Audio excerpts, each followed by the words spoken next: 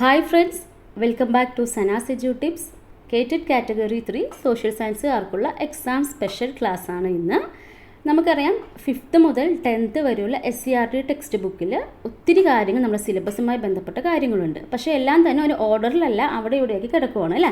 അപ്പോൾ നമ്മളിന്ന് ചെയ്യാൻ പോകുന്നത് എക്കണോമിക്സുമായി ബന്ധപ്പെട്ട നമ്മുടെ SCERT ടെക്സ്റ്റ് ബുക്കിലുള്ള എല്ലാ പോർഷൻസും എല്ലാ ടോപ്പിക്സും നമ്മൾ നമ്മുടെ സിലബസിൻ്റെ ആ ഒരു ഓർഡറിൽ നമ്മൾ പഠിക്കാൻ പോവുകയാണ്. ഓക്കെ, അപ്പോൾ നിങ്ങൾ എന്ത് ചെയ്യണം? നിങ്ങൾ ചാനൽ സബ്സ്ക്രൈബ് ചെയ്യാത്തവരുണ്ടെങ്കിൽ സബ്സ്ക്രൈബ് ചെയ്യുക, മാക്സിമം സപ്പോർട്ട് ചെയ്യുക. ഓക്കെ, അപ്പോൾ നമുക്ക് നേരെ നമ്മുടെ ടോപ്പിക്കിലോട്ട് പോവാം. അപ്പോൾ നമ്മുടെ എക്കണോമിക്സിൻ്റെ ടോപ്പിക്ക് ഇങ്ങനെയാണ്.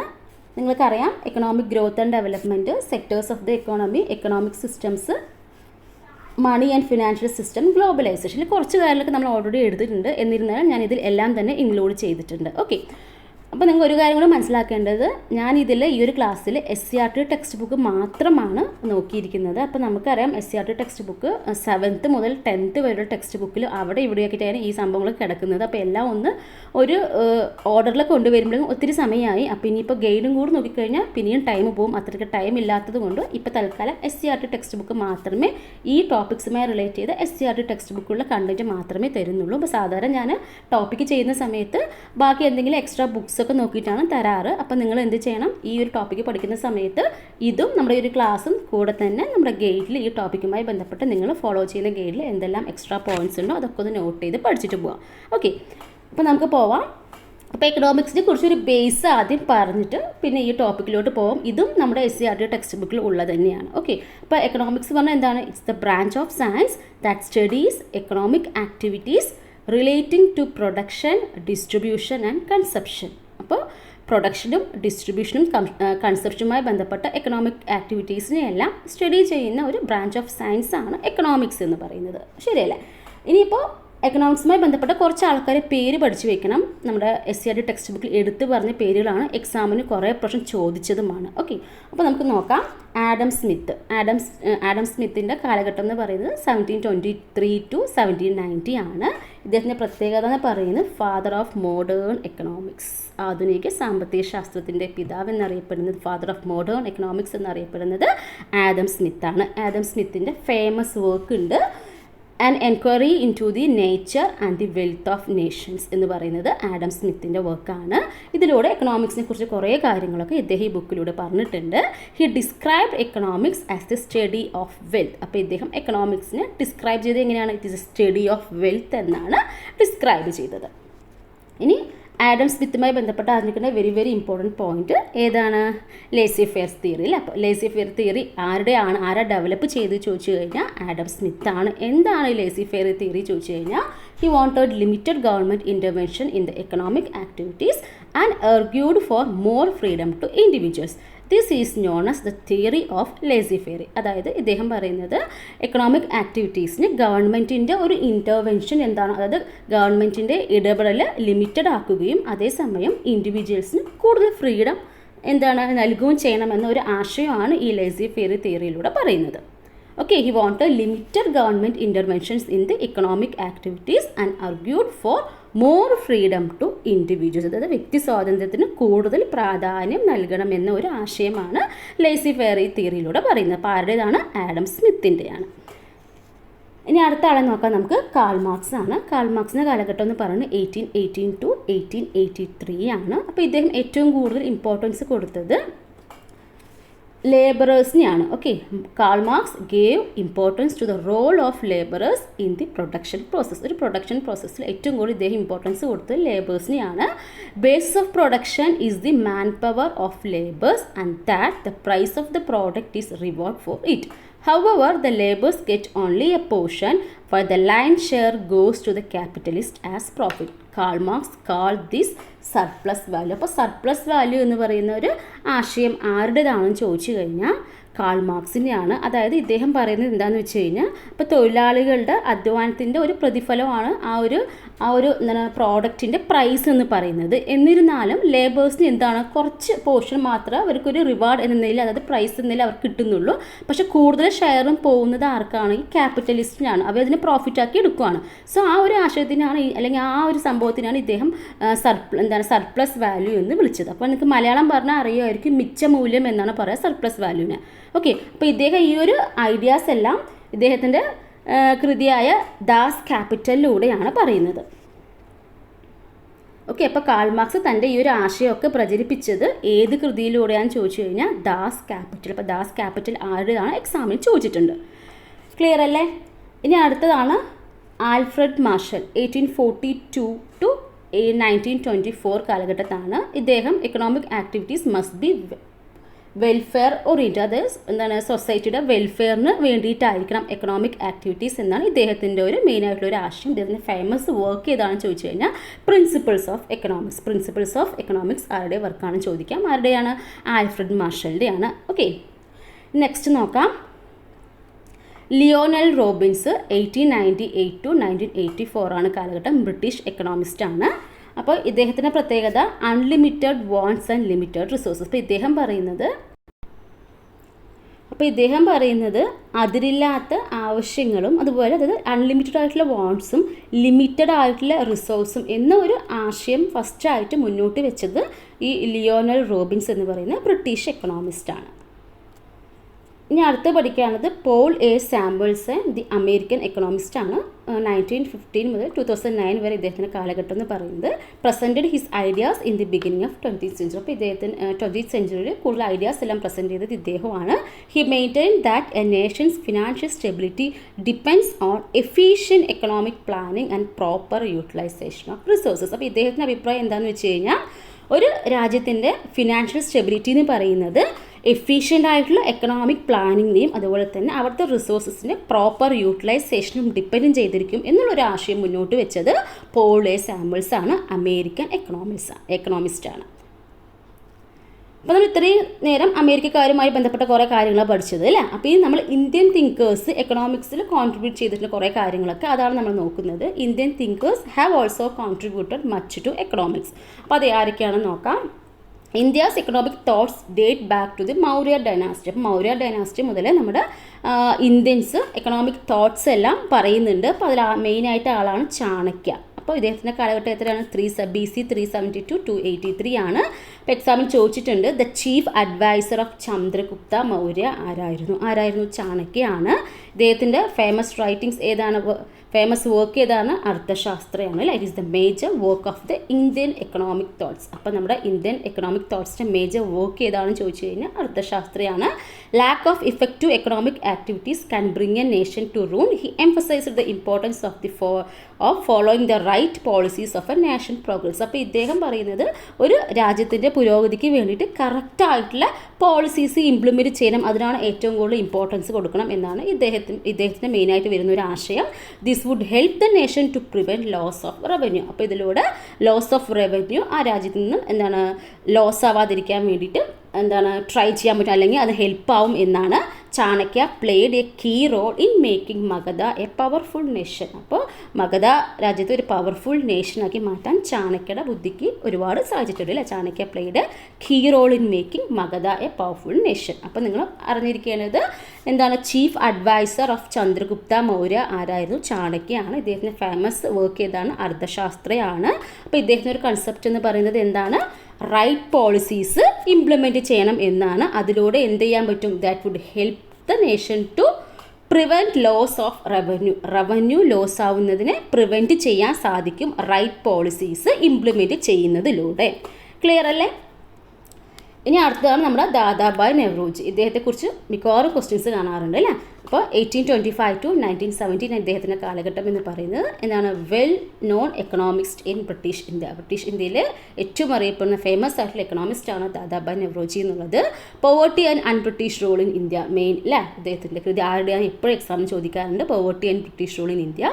He pointed out the Britishers were draining our resources and that is led to the economic crisis and poverty. അപ്പോൾ ഇദ്ദേഹം പറയുന്നത് നമ്മുടെ എക്കണോമിക് ക്രൈസിസിനും പോവേർട്ടിക്കുള്ള മെയിൻ കാരണം നമ്മുടെ റിസോഴ്സസ് എല്ലാം ബ്രിട്ടീഷുകാർ ഊറ്റിക്കൊണ്ട് പോവുകയാണ് അല്ലേ. അപ്പോൾ this is known as the drain theory. അതാണ് ചോർച്ചാ സിദ്ധാന്തം പറയുന്ന കാര്യം. ഇപ്പോൾ ഡ്രൈൻ തിയറി ആരുമായി ബന്ധപ്പെട്ടതാണ്? ദാദാഭായ് നെഹ്റൂജി. ഇത് ഏറ്റവും കൂടുതൽ ചോദിക്കാനുള്ള ചാൻസ് 2 ക്വസ്റ്റ്യൻസ് ആണ്. രണ്ടും പ്രീവിയസ്ലി ചോദിച്ചതാണ്. അപ്പോൾ poverty and unBritish rule in India ആരുടേതാണ്? ദാദാഭായ് നെഹ്റൂജിയാണ്. ഡ്രൈൻ തിയറി ആരുടേതാണ്? ദാദാഭായ് നെഹ്റൂജി. ഇത് 2 കാര്യം മാത്രം മെയിനായിട്ട് പഠിച്ചു വയ്ക്കുക. ഇനി ഏതോ ഒരു എക്സാമിൽ ചോദിച്ചാണ് 2 ആണോ 3 ആണോ ഓർമ്മയില്ല. Ramesh Chandra Dutt is related to ഏത് ഫീൽഡുമായി റിലേറ്റ് ചെയ്യുന്നതാണ്. അപ്പോൾ എക്കണോമിസ്റ്റ് ആണ്, നമ്മൾ ടെക്സ്റ്റ് ബുക്കിൽ പ്രത്യേകം പറഞ്ഞിട്ടുണ്ട്, അതുകൊണ്ട് നോട്ട് ചെയ്ത് വെച്ചേക്കുക. Okay, Ramesh Chandra Dutt is related to economist ആണെന്നുള്ള കാര്യം ഓർത്ത് വയ്ക്കുക. അത് കഴിഞ്ഞ് നമ്മുടെ ഗാന്ധിയൻ എക്കണോമിക്സ് ഉണ്ട്. അപ്പോൾ അത് നമ്മുടെ ഗാന്ധിജിയുടെ കുറച്ച് ആശയങ്ങളുണ്ട്. His ideas can be found in his first book Hind Swaraj. അപ്പോൾ ഗാന്ധിജിയുടെ ഫസ്റ്റ് ബുക്കിൻ്റെ പേരെന്താണ്? ഹിന്ദ് സ്വരാജ് ആണ്. എപ്പോഴാണ് പബ്ലിഷ് ചെയ്തത്? 1909 അപ്പോൾ അതിലൂടെയാണ് ഇദ്ദേഹം കുറച്ച് ഐഡിയാസ് എല്ലാം പറയുന്നുണ്ട്.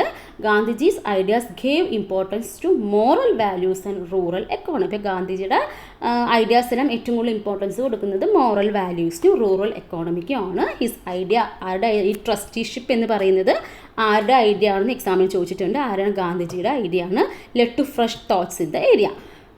Through trusteeship Gandhiji aimed at an economy which is found on truth and non violence. അപ്പോൾ ഈ ട്രസ്റ്റിഷിപ്പിലൂടെ ഗാന്ധിജി ലക്ഷ്യമാക്കി എന്തെന്ന് വെച്ചാൽ നമ്മുടെ എക്കോണമീനെ ഒരു വിച്ച് ഈസ് ബേസ്ഡ് ഓൺ ട്രൂത്തും നോൺ വയലൻസിൻ്റെ ബേസിൽ ഒരു എക്കോണമി ഡെവലപ്പ് ചെയ്തെടുക്കുക എന്നാണ് ഈ ട്രസ്റ്റിഷിപ്പ് എന്നൊരു കൺസെപ്റ്റിലൂടെ അദ്ദേഹം ഉദ്ദേശിക്കുന്നത്. ഓക്കെ, അപ്പോൾ ഇതിൽ ചോദിക്കാൻ ചാൻസുള്ള 2 ക്വസ്റ്റ്യൻ ആണ്.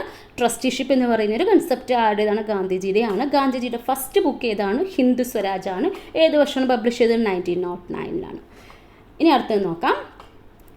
അപ്പോൾ ഗാന്ധിജിയുടെ അല്ലാതെ ഇനിയും കുറേ എക്കണോമിസ്റ്റുടെ പേര് പറയുന്നുണ്ട്. Many Indian economist were impressed by the economic ideas of Gandhiji. അപ്പോൾ ഈ ഗാന്ധിജിയുടെ ഐഡിയാസോട് ഇംപ്രസ് ആയ ആൾക്കാർ, ഇഷ്ടപ്പെട്ട കുറേ ഇന്ത്യൻ എക്കണോമിസ്റ്റുകളുണ്ട്. അതിൻ്റെ പേര് എടുത്ത് പറയുന്നത് JC കുമരപ്പ, ശ്രീമൻ നാരായൺ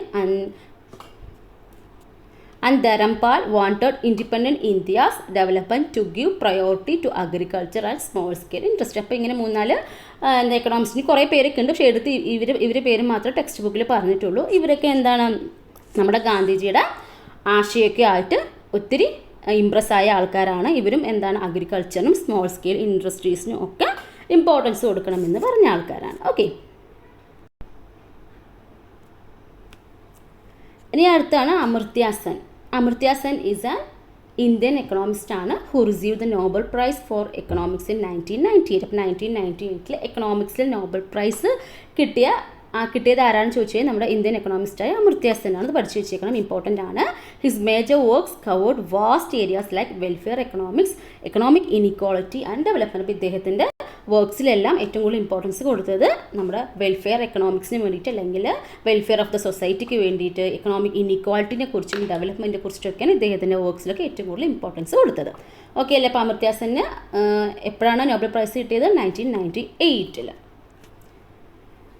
ആണ് നമ്മുടെ എക്കണോമിക്സുമായി അറിഞ്ഞിരിക്കേണ്ട ബേസ് ആയിട്ടുള്ള കാര്യങ്ങൾ കഴിഞ്ഞു. ഇനി നമുക്ക് എന്താണ് എക്കണോമിക് ഗ്രോത്ത്. ഇപ്പോൾ മെയിൻ ടോപ്പിക്കിലോട്ട് പോവുകയാണ്. അപ്പോൾ ഇതെല്ലാം നമുക്ക് മുമ്പ് ചോദിച്ച പ്രീവിയസ് ഇയർ ക്വസ്റ്റ്യൻസ് നിന്നാണ് ഇത്രയും കാര്യങ്ങൾ. ഇത് നമ്മുടെ SCR ടെക്സ്റ്റ് ബുക്ക് ഒരു ചാപ്റ്ററായി തന്നിട്ടുണ്ട്. ഓക്കെ, അടുത്ത് നോക്കാം എന്താണ് എക്കണോമിക് ഗ്രോത്ത് എന്നുള്ളത്. And increase in the production of goods and services in an economy is called economic growth. അപ്പോൾ എന്താണ്? ഒരു എക്കോണമിയിൽ പ്രൊഡക്ഷൻ ഓഫ് ഗൂഡ്സ് ആൻഡ് സർവീസസിൻ്റെ ഇൻക്രീസിനെയാണ് നമ്മൾ എന്ത് പറയുക? Increase in the production of goods and services in an എക്കോണമിയാണ് നമ്മൾ എക്കണോമിക് ഗ്രോത്ത് എന്ന് പറയുന്നത്. Increase in the output of goods and services implies an increase in the national income of a country. അപ്പോൾ നമുക്കറിയാം നമ്മുടെ രാജ്യത്ത് നമ്മുടെ ഔട്ട്പുട്ട് അല്ലെങ്കിൽ നമ്മുടെ പ്രൊഡക്ഷൻ കൂടുകയാണെന്ന് വെച്ച് കഴിഞ്ഞാൽ അതിലൂടെ എന്ത് സംഭവിക്കും? നാഷണൽ ഇൻകമും കൂടും അല്ലേ? National income of the country also increases ആണ്. In short, economic growth means an increase in the total output of a country compared to that of the previous year. അപ്പോൾ ഗ്രോത്ത് എന്ന് പറയുമ്പോൾ ഒരു വളർച്ചയാണ് അല്ലേ? അപ്പോൾ എന്താണ് മുമ്പത്തെ വർഷത്തേക്കാളും മൊത്തത്തിൽ എന്താണ് ഇൻക്രീസ് ഇൻ ദി ടോട്ടൽ ഔട്ട്പുട്ടിൽ ഉണ്ടാകുന്ന ഒരു ഇൻക്രീസിനെയാണ് നമ്മൾ എക്കണോമിക് ഗ്രോത്ത് എന്ന് പറയുന്നത്. അപ്പോൾ നമുക്ക് അറിയാവുന്ന കാര്യമാണ്.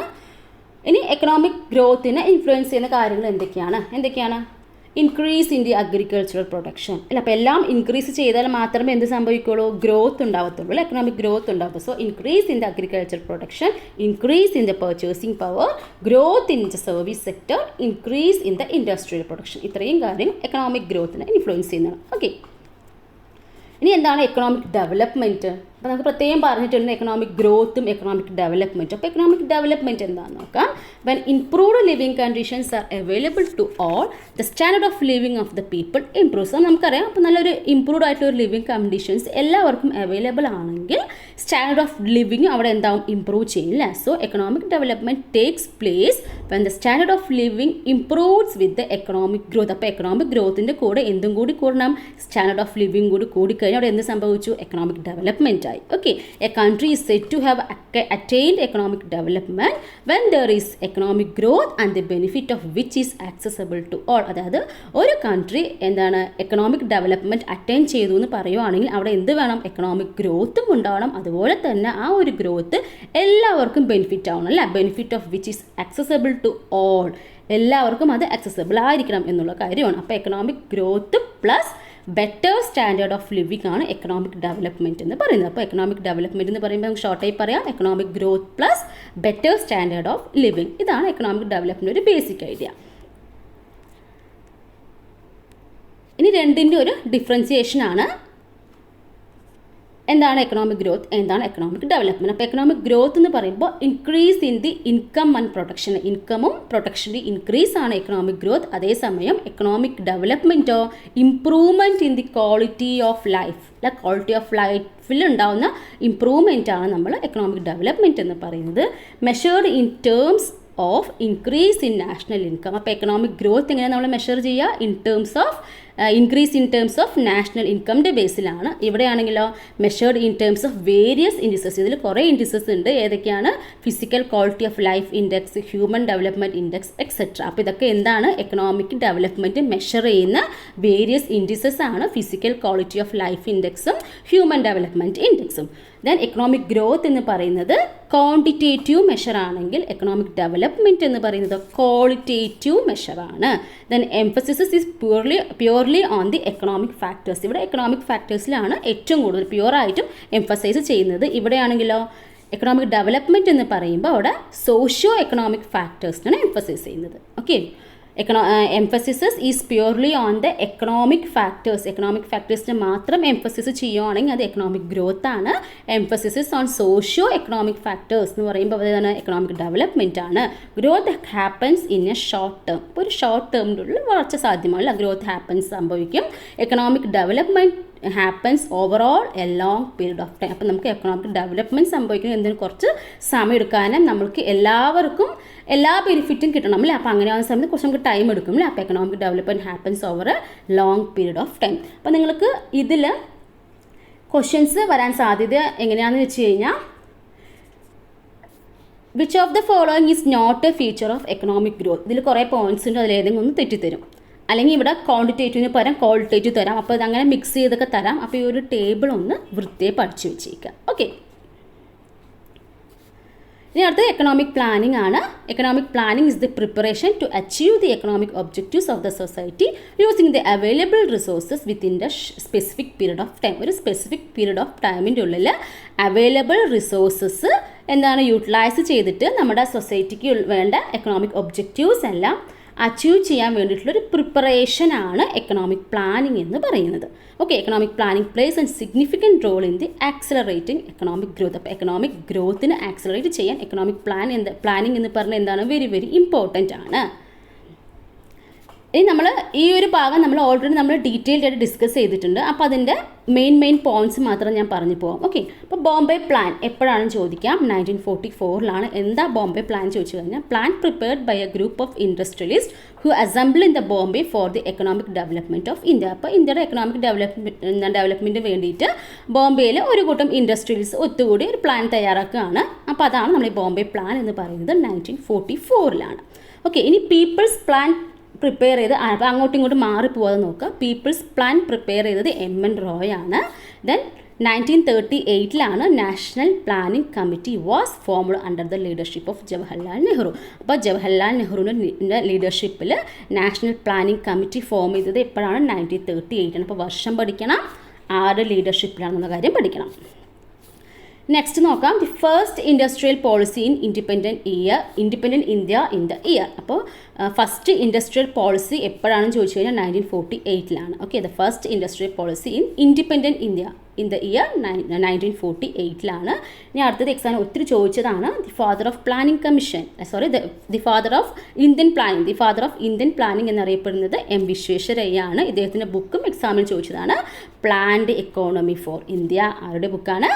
എം വിശ്വേശ്വരയ്യ. അപ്പോൾ ക്ലിയർ ആയില്ലേ? The first industrial policy in independent India in the year എപ്പോഴാണ്? 1948. അത് 1947 ശേഷം 48-ൽ the father of Indian planning ആരാണ്? വിശ്വേശ്വരയ്യാണ്. ഇദ്ദേഹത്തിൻ്റെ ഫേമസ് ബുക്കാണ് പ്ലാൻഡ് ഇക്കോണമി ഫോർ ഇന്ത്യ. ബുക്കിൻ്റെ പേര് എക്സാമിൽ ചോദിച്ചതാണ്, ഓർത്ത് വെച്ചേക്കണം.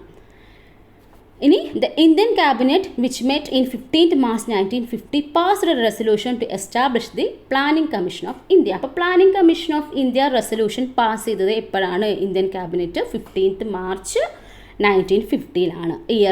ഇയർ പഠിച്ചു വെച്ചേക്കണം. ഓക്കെ. ഇനി പ്ലാനിംഗ് കമ്മീഷൻ്റെ ചെയർമാൻ ആരാണ്? പ്രൈം മിനിസ്റ്ററാണ് അല്ലേ? അതും എക്സാമിന് ചോദിച്ചതാണ്. ഇനി നമുക്ക് എക്കണോമിക് പ്ലാനിങ്ങിൻ്റെ ഒബ്ജക്റ്റീവ്സ് ആണ്. അപ്പോൾ നിങ്ങൾ ഈ ഒരു ഭാഗം ഞാൻ ഡീറ്റെയിൽഡ് ആയിട്ട് ചെയ്തിട്ടുണ്ട്. അപ്പോൾ ഞാൻ എൻ്റെ ലിങ്ക് എല്ലാം ഡിസ്ക്രിപ്ഷനിലിടാം. അവിടെ മെയിൻ പോയിൻറ്റ്സ് മാത്രം പറഞ്ഞു, അല്ലെങ്കിൽ കുറച്ചും കൂടി ലെങ്തി ആവും, അതുകൊണ്ടാണ്. ഓക്കെ. അപ്പോൾ പ്ലാനിങ്ങിൻ്റെ മെയിൻ ഒബ്ജക്റ്റീവ്സ് എന്ന് വെച്ച് കഴിഞ്ഞാൽ growth, modernisation, equity, self Reliance. ഈ 4 പ്ലാനിങ്ങിൻ്റെ ഒബ്ജക്റ്റീവ്സ്, അല്ലെങ്കിൽ എക്കണോമിക് പ്ലാനിങ്ങിൻ്റെ മെയിൻ ഒബ്ജക്റ്റീവ്സ് എന്ന് പറയുന്നത്. എക്കണോമിക് പ്ലാനിങ്ങിൻ്റെ ഒബ്ജക്റ്റീവ്സ് എന്ന് പറയുന്നത് growth, modernisation, equity, self Reliance. ഇത് എന്താണെന്നുള്ള കാര്യം ഡീറ്റെയിൽ ആയി ചെയ്യുന്ന ലിങ്ക് ഡിസ്ക്രിപ്ഷനിൽ ഒന്ന് കണ്ടേക്കണേ. അറിയാത്തവരുണ്ടെങ്കിൽ ഒന്ന് കണ്ടേക്കാം. ഇപ്പോൾ ഡീറ്റെയിൽ ആയി ഇതിൻ്റെ ഉള്ളിൽ നിന്നും ചോദിച്ചിട്ടില്ല ക്വസ്റ്റ്യൻസ്. മെയിനായിട്ടുള്ള കണ്ടന്റ് മാത്രമേ ഇതുവരെ ഞാൻ കണ്ടുള്ളൂ ക്വസ്റ്റ്യൻ പേപ്പറിൽ. അപ്പോൾ വേണമെങ്കിൽ ജസ്റ്റ് ഒന്ന് നോക്കിക്കോളൂ. ഓക്കെ. ഇനി green revolution, white revolution, blue revolution എന്തുമായി ബന്ധപ്പെട്ടാന്നുള്ള കാര്യം മാത്രം പഠിച്ചാൽ മതി. അപ്പോൾ ഗ്രീൻ റെവല്യൂഷൻ എന്താണ്? അഗ്രികൾച്ചർ പ്രൊഡക്ട്സുമായിട്ടാണല്ല, involve in production of high yielding varieties of seeds ആണ്, resulting in the agriculture production ആണ്, to combat food shortage and increase the revenue of the agriculture sector. അപ്പോൾ ഗ്രീൻ റെവല്യൂഷൻ എന്തുമായി relate ചെയ്തതാണ്, അത് മാത്രം പഠിച്ചു വയ്ക്കുക. ഓക്കെ. ദെൻ വൈറ്റ് റെവല്യൂഷൻ നമ്മുടെ ടെക്സ്റ്റ് ബുക്കിൽ പറയുന്നത് എന്തുമാണ്? പ്രൊഡക്ഷൻ ഓഫ് മിൽക്കാണ് അല്ല, മിൽക്ക് അതുപോലെ ഡയറി പ്രോഡക്ട്സ് ഒക്കെ അല്ല. അപ്പോൾ അത് പഠിച്ചു വെച്ചേക്കുക. ദെൻ ബ്ലൂ റെവല്യൂഷൻ എന്താണ്? To increase the production of marine and fish products. The blue revolution results in the huge boom in the aquaculture. ചിലപ്പോൾ അക്വാകൾച്ചർ എന്നായിരിക്കും ചിലപ്പോൾ ഓപ്ഷൻസിൽ തരിക. Okay. And also feature extremely productive agricultural activity. അപ്പോൾ blue revolution related to ഏതാണെന്ന് ചോദിക്കാൻ chance ഉണ്ട്. Marine and fish products അല്ലെങ്കിൽ അക്വാകൾച്ചർ. ഇനി അടുത്തത് 5-year പ്ലാൻസ് ആണ്.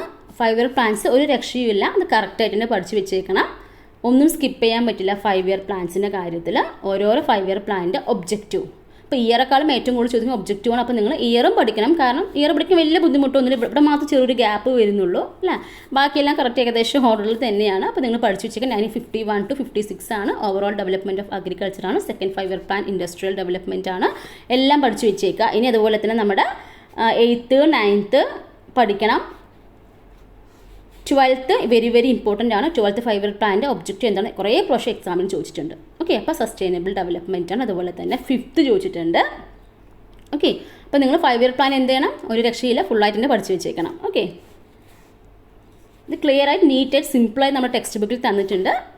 ഒരു 3-4 വട്ടം വായിച്ചാൽ മതി നിങ്ങൾക്ക് കിട്ടുന്നത്. കാരണം നിങ്ങൾ എല്ലാ PSC എക്സാമിനും നിങ്ങൾ പ്രിപ്പയർ ചെയ്യുന്നതാണ്. ഇതെല്ലാം നിങ്ങൾ പഠിക്കുന്ന കാര്യങ്ങൾ തന്നെയാണ്.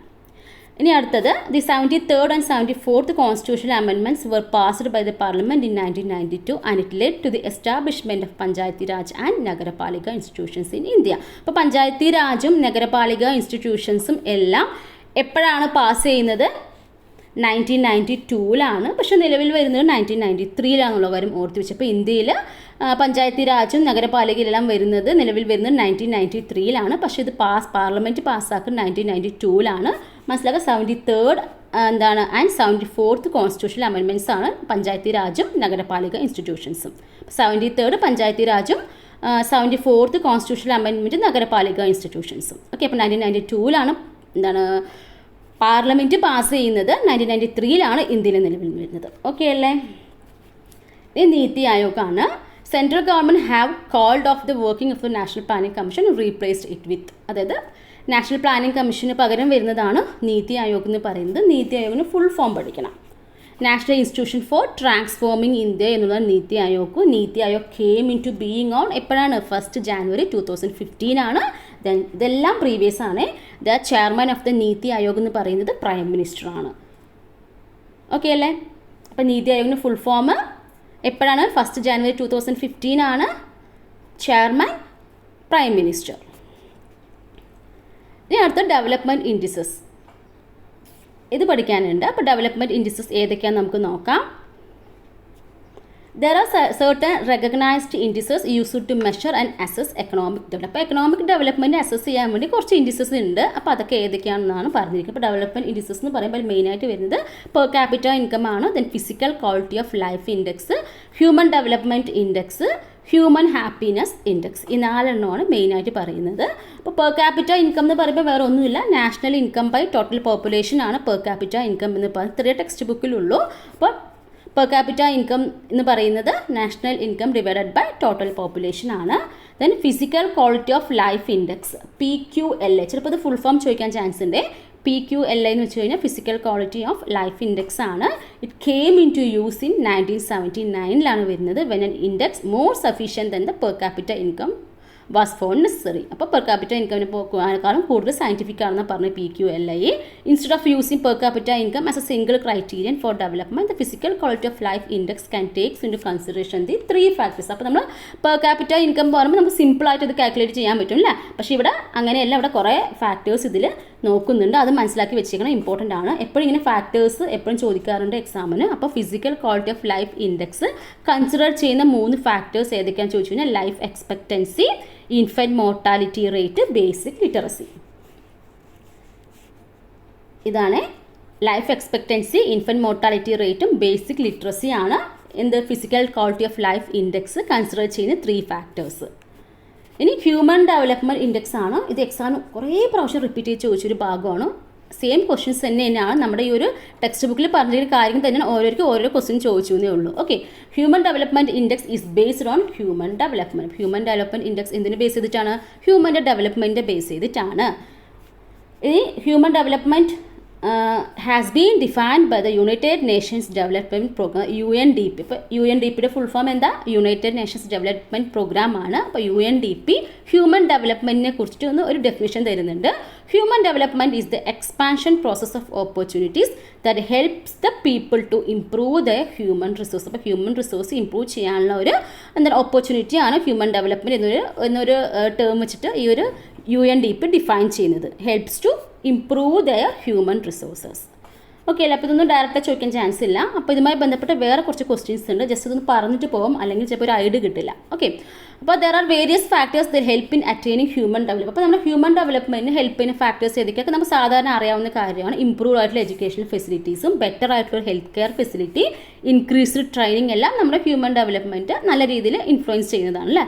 All the above mentioned factors contribute to human development. The attainment of human development helps in economic development. നമുക്കറിയാം ഹ്യൂമൻ ഡെവലപ്മെൻറ്റ് അറ്റൈൻ ചെയ്ത് കഴിഞ്ഞാൽ that also leads to economic development. Economic development എന്താണ്?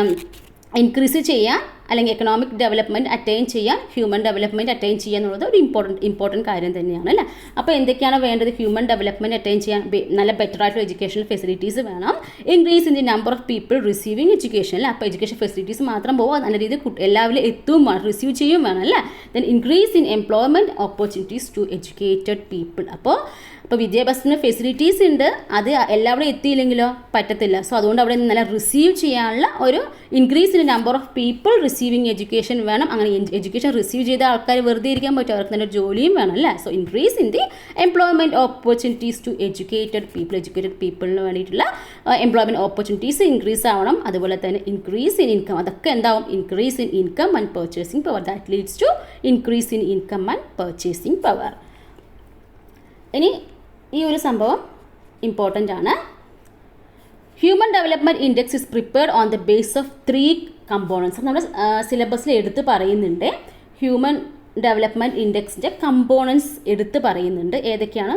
ബേസിക്കലി 3 മെയിൻ കമ്പോണൻസ് ആണ്. Per capita ഇൻകമും, literacy and gross school enrolment rate, life expectancy. അപ്പോൾ ഒരു question ചോദിച്ചിട്ട് ഇതിൽ വേറെ ഒരു സംഭവം കൂടി ഇടയിൽ തന്നിട്ട് ഇതിൽ പെടാത്തത് ഏതാണ്? ഹ്യൂമൻ ഡെവലപ്മെൻറ്റ് ഇൻഡെക്സിൻ്റെ കമ്പോണൻറ്റ് അല്ലാത്തത് ഏതാണെന്ന് ചോദിച്ചിട്ടുണ്ട്. ഓക്കെ, അപ്പോൾ per capita income, literacy and gross school enrolment rate, life expectancy. ഇത്രയാണ് 3 main components of human development index. ഇത് പഠിച്ചു വെച്ചേക്കണേ.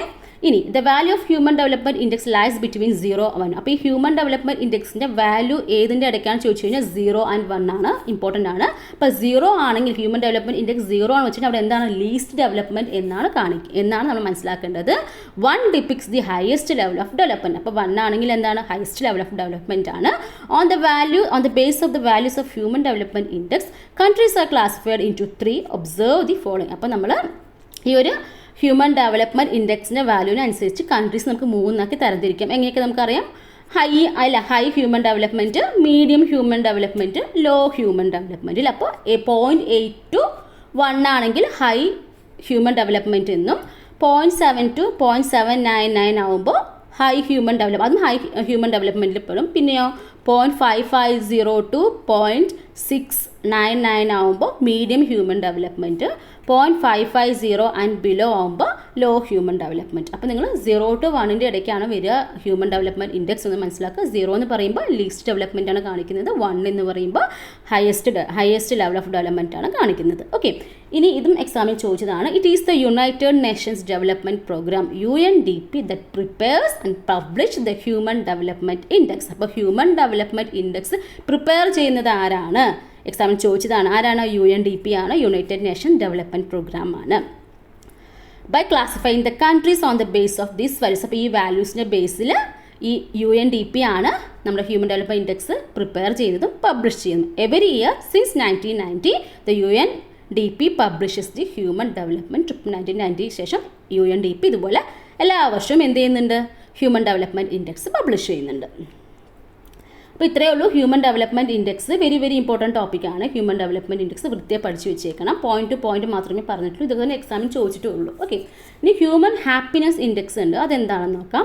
Apart from the above mention development indices the United Nation organisation has recognise the human happiness index as well. അപ്പോൾ United Nation organisation എന്താണ് human happiness ഇൻഡെക്സും കൂടി കണക്കാക്കുന്നുണ്ട്. These index was originally developed by Bhutan. ഇത് originally develop ചെയ്തത് എവിടെയാണ്? By Bhutan ആണ്. അപ്പോൾ human happiness index originally developed by എവിടെയാണെന്ന് ചോദിക്കാൻ ചാൻസ് ഉണ്ട്, ഭൂട്ടാൻ ആണ്. And was later recognised by the United Nations. അത് UN ആണ് പിന്നീട് അത് റെക്കഗ്നൈസ് ചെയ്യുന്നത്. ഓക്കെ, ഇനി ഹ്യൂമൻ ഹാപ്പിനെസ് ഇൻഡെക്സ് കണക്കാക്കുന്ന കുറച്ച് കാര്യങ്ങളുണ്ട്. എന്താണെന്ന് നോക്കാം. അതിൽ പറയുന്ന ഒരു 9 ഇൻഡിക്കേറ്റേഴ്സ് ഉണ്ട്. 9 indicators are considered for the calculation of human happiness index. Human happiness index കാൽക്കുലേഷന് വേണ്ടിയിട്ട് നോക്കുന്ന ഒരു 9 ഇൻഡിക്കേറ്റേഴ്സ് ആണ്. Health, standard of living, conservation of nature and biodiversity, social life and neighbour relations, good governance, cultural diversity, education, effective use of ടൈമും mental health. ഈ 9 കാര്യങ്ങളെ base ചെയ്തിട്ടാണ് ഇത് പ്രിപ്പയർ ചെയ്യുന്നത്. Okay, India ranks 133 among the world nations. അപ്പോൾ India rank 133 ആണ് human happiness index പ്രകാരം. India human happiness index 2018. അപ്പോൾ 2018 പ്രകാരം ഇന്ത്യ റാങ്ക് 133 ആണ്. The country that ranks first, second and third are. അപ്പോൾ അന്നത്തെ ഒരു റിപ്പോർട്ട് പ്രകാരം ഫസ്റ്റ് ഫിൻലാൻഡും, സെക്കൻഡ് നോർവേയും, തേർഡ് ഡെൻമാർക്കും ആണ് ടെക്സ്റ്റ് ബുക്ക് തന്നിരിക്കുന്നത്. 2000 as per the report of 2018. Okay, ഇനി അടുത്തത് നമുക്ക് പഠിക്കാനുള്ളത് സസ്റ്റൈനബിൾ ഡെവലപ്മെൻറ്റ്. ഇതും നമ്മുടെ ക്വസ്റ്റ്യൻ പേപ്പറിൽ എന്നും കാണുന്നതാണ് അല്ലേ. അപ്പോൾ സസ്റ്റൈനബിൾ ഡെവലപ്മെൻറ്റ് എന്ന് പറയുമ്പോൾ നമ്മുടെ എക്കണോമിക് ഗ്രോത്തും ഡെവലപ്മെൻറ്റിന് വേണ്ടിയിട്ട് നമ്മൾ നാച്ചുറലായിട്ട് കുറേ കാര്യങ്ങൾ നമ്മൾ എന്ത് ചെയ്യാറുണ്ട്, കുറച്ച് മാറ്റങ്ങൾ വരുത്താറുണ്ട്. കുറച്ച് നമ്മുടെ ഇടപഴകൽ കൊണ്ട് അത് കുറച്ച് മോശമാവാറുണ്ട് അല്ലേ. അപ്പോൾ അതിനെക്കുറിച്ചാണ് ഈ സസ്റ്റൈനബിൾ ഡെവലപ്മെൻറ്റിൽ പറയുന്നത്. In the quest of economic growth human intervention often results in the depletion of natural resources and degradation of environment. അപ്പം നമ്മളുടെ ഈ എക്കണോമിക് ഗ്രോത്തിന് പിന്നാലെ പോകുന്നൊരു പാച്ചിലിൻ്റെ ഇടയിൽ നമ്മുടെ എൻവിയോൺമെൻറ്റിനെ ശ്രദ്ധിക്കത്തില്ല അല്ലേ. In order to construct buildings and roads quarries are made and hills are level. അപ്പോൾ നമ്മൾ റോഡ് പണിയാനും ബിൽഡിങ്സ് പണിയാൻ വേണ്ടി നമ്മൾ ചില സമയത്ത് കൃഷിസ്ഥലങ്ങൾ നിർത്താറുണ്ട് അല്ലേ, ഹിൽസിനെ ലെവൽ ചെയ്യാറൊക്കെ ചെയ്യാറുണ്ട്. These adversely affect the human life and local weather conditions. അപ്പോൾ ഇങ്ങനെ ചെയ്യുന്നതിലൂടെ നമ്മുടെ ഇങ്ങനത്തെ ഉള്ള പ്രവൃത്തിയിലൂടെ ഹ്യൂമൻ ലൈഫിനെ നല്ല രീതിയിൽ എഫക്റ്റ് ചെയ്യുന്നത്. അതേപോലെ തന്നെ ആ ഒരു വെതർ കണ്ടീഷൻസ് അല്ലേ, ലോക്കൽ വെതർ കണ്ടീഷൻസിനെല്ലാം എഫക്റ്റ് ചെയ്യുന്നുണ്ട്. Though these activities lead to economic growth they create problems of certain sections of society. പക്ഷെ നമ്മളിങ്ങനെ ചെയ്യുന്നത് കൊണ്ട് എക്കണോമിക് ഗ്രോത്ത് മേ ബി നമ്മൾ ആ ആക്ടിവിറ്റിയിലൂടെ നമുക്കത് ലീഡ് ചെയ്യാൻ സാധിക്കും, നമുക്ക് നേടാൻ സാധിക്കും. പക്ഷേ സെയിം ടൈം എന്ത് സംഭവിക്കുന്നുണ്ട്, ഇത് കാരണം സർട്ടൻ സെക്ഷൻസ് ഓഫ് സൊസൈറ്റി എന്താണ്, അവർ പ്രോബ്ലം അനുഭവിക്കുന്നവരുണ്ട് അല്ലേ.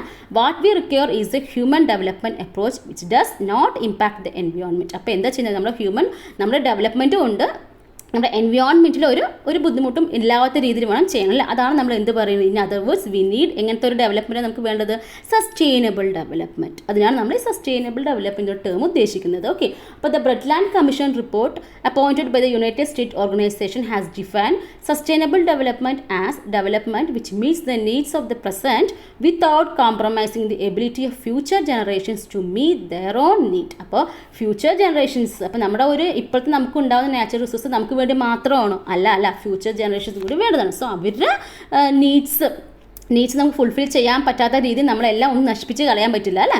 അപ്പോൾ അതാണ് ഈ സസ്റ്റൈനബിൾ ഡെവലപ്മെൻറ്റിലൂടെ പറയുന്നത്. ദിസ് വ്യൂ എൻഷുവേഴ്സ് എന്താണ്, സോഷ്യൽ ജസ്റ്റിസ് ആണ് അല്ലേ, why utilise the natural resource. അപ്പോൾ നമ്മൾ നാച്ചുറൽ റിസോഴ്സസ് യൂട്ടിലൈസ് ചെയ്യുന്ന സമയത്ത് ഭാവി തലമുറയ്ക്കും കൂടി വേണം എന്നുള്ള കാര്യം നമ്മുടെ മനസ്സിൽ എപ്പോഴും വേണം അല്ലേ. The essence of this concept is that natural resources are not to be enjoyed by one generation alone. അപ്പോൾ നമ്മുടെ ഈ ഒരു ജനറേഷന് മാത്രമാണോ നാച്ചുറൽ റിസോഴ്സസ്, അവർക്ക് മാത്രം എൻജോയ് ചെയ്യാൻ പറ്റുന്നതാണോ, അല്ല ഫ്യൂച്ചർ ജനറേഷനും കൂടി വേണം, അവർക്കും കൂടി ഒരു റൈറ്റ്സ് ഉണ്ട് അല്ലേ. The future generation too has the right to use them. അപ്പം നമ്മൾ നാച്ചുറൽ റിസോഴ്സസ് യൂസ് ചെയ്യാൻ അവർക്കുള്ള റൈറ്റ്സ് ഉണ്ട്. സസ്റ്റൈനബിൾ ഡെവലപ്മെൻറ്റ് ആണ് ആ ഒരു രീതി, ആ ഒരു കൺസെപ്റ്റിലാണ് സസ്റ്റൈനബിൾ ഡെവലപ്മെൻറ്റ് വരുന്നത്. Sustainable development has 3 main goals. എന്താണ് sustainable development 3 main goals, environmental goals, economic goals, social goals. 3 goals ഉള്ളത്, environment goals, economic goals, social goals. ഇനി നോക്കാം. Observe the environmental around you and identify the activity that challenge sustainable develop. അപ്പോൾ നമ്മുടെ sustainable ഡെവലപ്മെൻറ്റിനെ challenge ചെയ്യുന്ന activities ഏതൊക്കെയാണ്. അപ്പോൾ എന്താണ്, റിക്ലമേഷൻ ഓഫ് പാഡി ഫീൽഡ്സ്. അപ്പോൾ നമ്മൾ പാഡി ഫീൽഡൊക്കെ നേരത്തെ നമ്മൾ ബിൽഡിങ്ങെല്ലാം പണിയാറുണ്ട് അല്ലേ.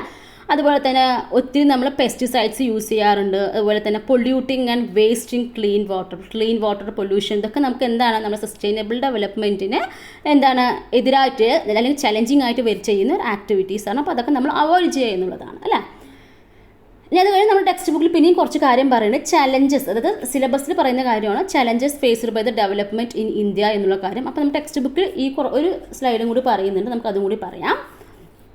Development in India face several changes, among them the most important is poverty. അപ്പം നമ്മുടെ ഇന്ത്യ ചലഞ്ച് ചെയ്യുന്ന അല്ലെ ഫേസ് ചെയ്യുന്ന ഏറ്റവും വലിയൊരു പ്രോബ്ലം എന്താണ്, പോവേർട്ടി ആണ് അല്ലേ. According to the Rangarajan panel report prepared for the planning commission of India in 2011-2012 Rangarajan panel report പ്രകാരം 29.5% ഓഫ് പീപ്പിൾ വേർ പുവർ. അപ്പോൾ എന്താണ്, പുവർ ആയിട്ടുള്ള ആൾക്കാർ എത്രയുണ്ട്, 29.5% ഉണ്ടെന്നാണ് പറയുന്നത്.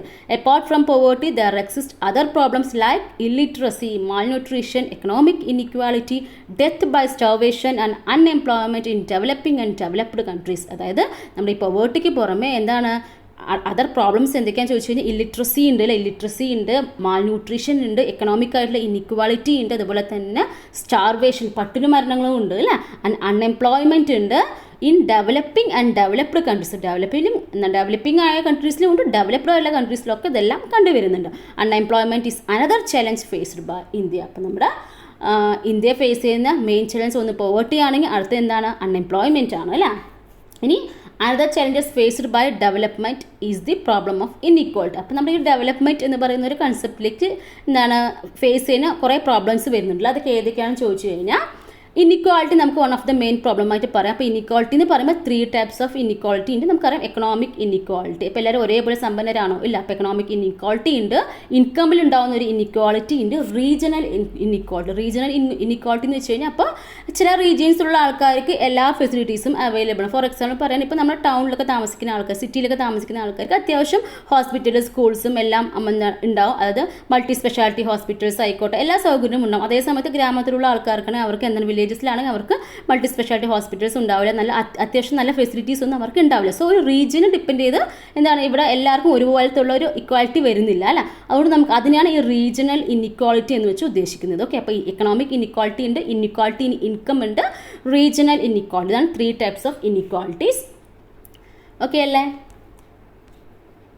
ഇനി നമ്മൾ അടുത്ത നമ്മുടെ ചാപ്റ്ററിലോട്ട് പോവാണ്. പ്രൈമറി, ടേഴ്ഷ്യറി, സെക്കൻഡറി സെക്ടേഴ്സിനെ കുറിച്ച് പറയുന്നുണ്ട് അല്ലേ. അപ്പോൾ ഇതിൽ നിങ്ങൾ മെയിനായിട്ടുള്ള പോയിന്റ്സ് മാത്രം നമുക്ക് പറഞ്ഞു പോവാം.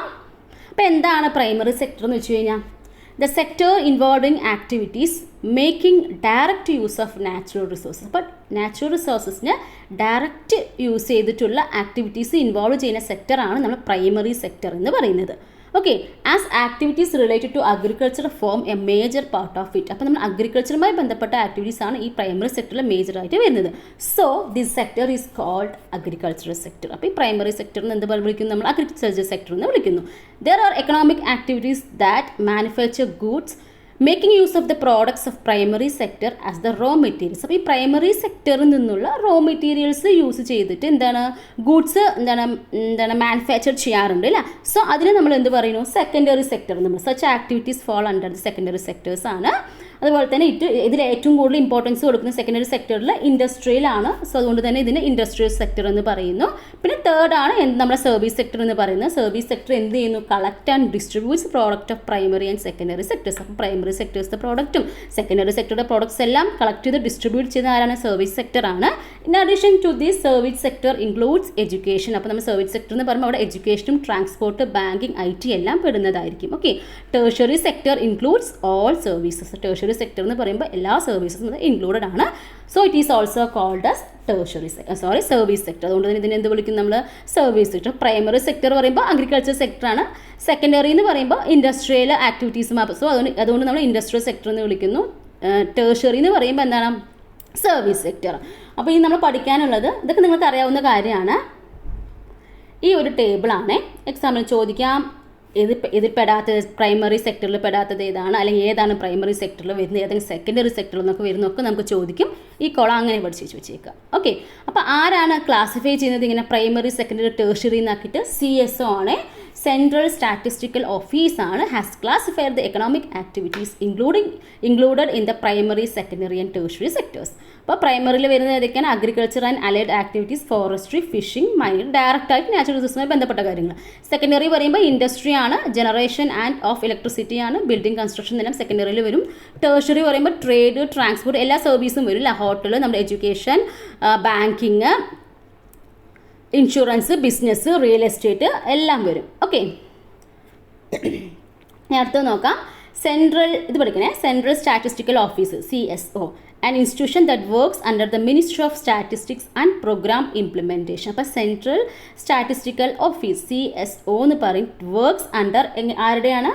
MOSPI, അതായത് ministry of statistics and programme ഇംപ്ലിമെൻറ്റേഷനിൽ അണ്ടറിൽ വർക്ക് ചെയ്യുന്ന ഒരു ഇൻസ്റ്റിറ്റ്യൂഷനാണ് CSO എന്ന് പറയും. ഇതിൻ്റെ ഫംഗ്ഷൻസ് പഠിച്ചു വെച്ചേക്കണം, എക്സാമിന് ചോദിച്ചിട്ടുണ്ട്.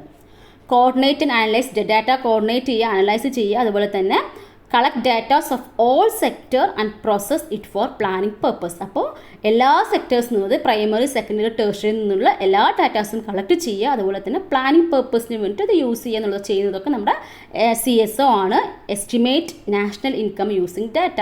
ഈ ഡാറ്റാസ് എല്ലാം യൂസ് ചെയ്തിട്ട് നാഷണൽ ഇൻകം എസ്റ്റിമേറ്റ് ചെയ്യുന്നത് ആരാണ്? എക്സാമിന് ചോദിച്ചതാണ്. CSO, central statistical office. കുറേ പേര് എപ്പോഴോ ഒരു എക്സാമിന് ഇതിനൊരു ഫുൾ ഫോം ചോദിച്ചപ്പോൾ സെൻട്രൽ സ്റ്റാറ്റിസ്റ്റിക്കൽ ഓഫീസ് എന്നാണ്. അതിൽ ഓപ്ഷനിൽ സെൻട്രൽ സ്റ്റാറ്റിസ്റ്റിക്കൽ ഓഫീസും ഓർഗനൈസേഷനും ഉണ്ടായത്. നമ്മൾ പെട്ടെന്ന് ശ്രദ്ധിക്കത്തില്ല, കൂടുതൽ നമ്മൾ ഓർഗനൈസേഷനും നമ്മൾ എപ്പോഴും നോക്കാറില്ലേ. അപ്പോൾ അതിന് കുറേ പേര് തെറ്റിയിട്ടുണ്ട്, മനസ്സിലാക്കി വെച്ചേക്കാം. സെൻട്രൽ സ്റ്റാറ്റിസ്റ്റിക്കൽ ഓഫീസ് ആണ്, ഓർഗനൈസേഷൻ അല്ല. ക്ലിയർ? ഇനി അടുത്ത പോവേർട്ടിനെ കുറിച്ച് ഒരു കാര്യം പറയുന്നുണ്ട്. ഒരിക്കൽ എക്സാമിന് ചോദിച്ചതാണ്. As per the recommendation of the Planning Commission, the people in urban areas where intake of nutritious food is less than 2100 calories and those in rural areas whose intake nutritious food is less than 2400 calories experience poverty. അപ്പോൾ poverty വരുന്ന ആ ഒരു nutritious range ആണ്. അപ്പോൾ അത് പഠിക്കേണ്ടത് നിങ്ങൾ ഇങ്ങനെയാണ്.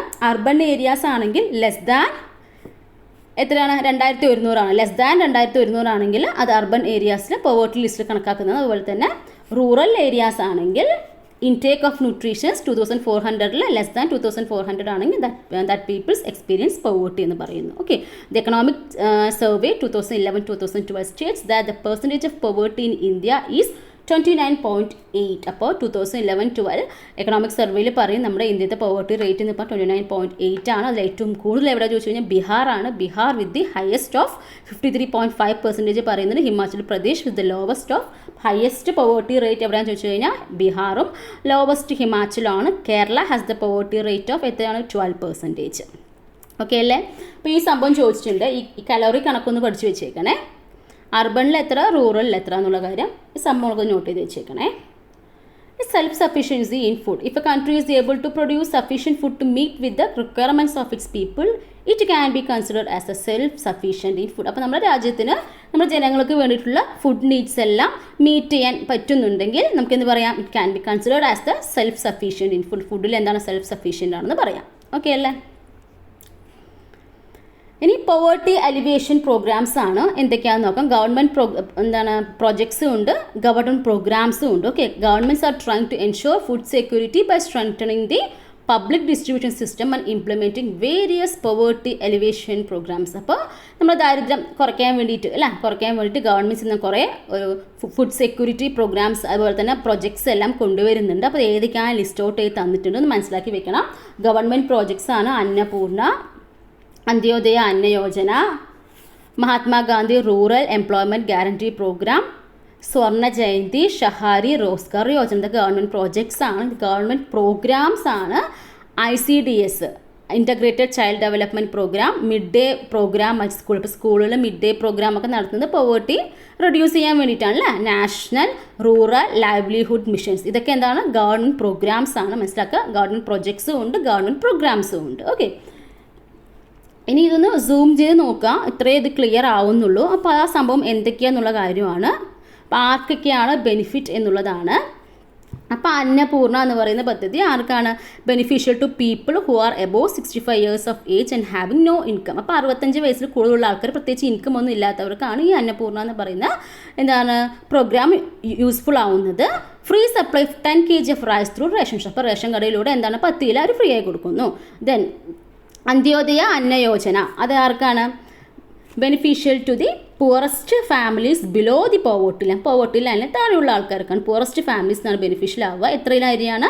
35 kg ഓഫ് റൈസ് ആണ് കൊടുക്കുക. Wheat at the rate of ₹3. അപ്പോൾ 3 രൂപ പ്രകാരം വീറ്റ് കൊടുക്കുന്നു, 2 രൂപ പ്രകാരം എന്താണ് ആൻഡ് ₹2 പെർ മന്ത്. ഓക്കെ, അതായത് rice supply of 35 kg of rice and wheat at the rate of 3 and 2. അതായത് 35 കിലോ അരി 3 രൂപയ്ക്കും അതുപോലെ തന്നെ വീറ്റ് കിലോ 2 രൂപയ്ക്കും അങ്ങനെയാണ് കൊടുക്കുന്നത്. ഓക്കെ, അപ്പോൾ റേറ്റ് കൊണ്ട് പ്രത്യേകം മരുന്നും ചോദിക്കാൻ ചാൻസ് ഇല്ല, ജസ്റ്റ് ഒന്ന് വായിച്ച് വെച്ചേക്കുക കേട്ടോ.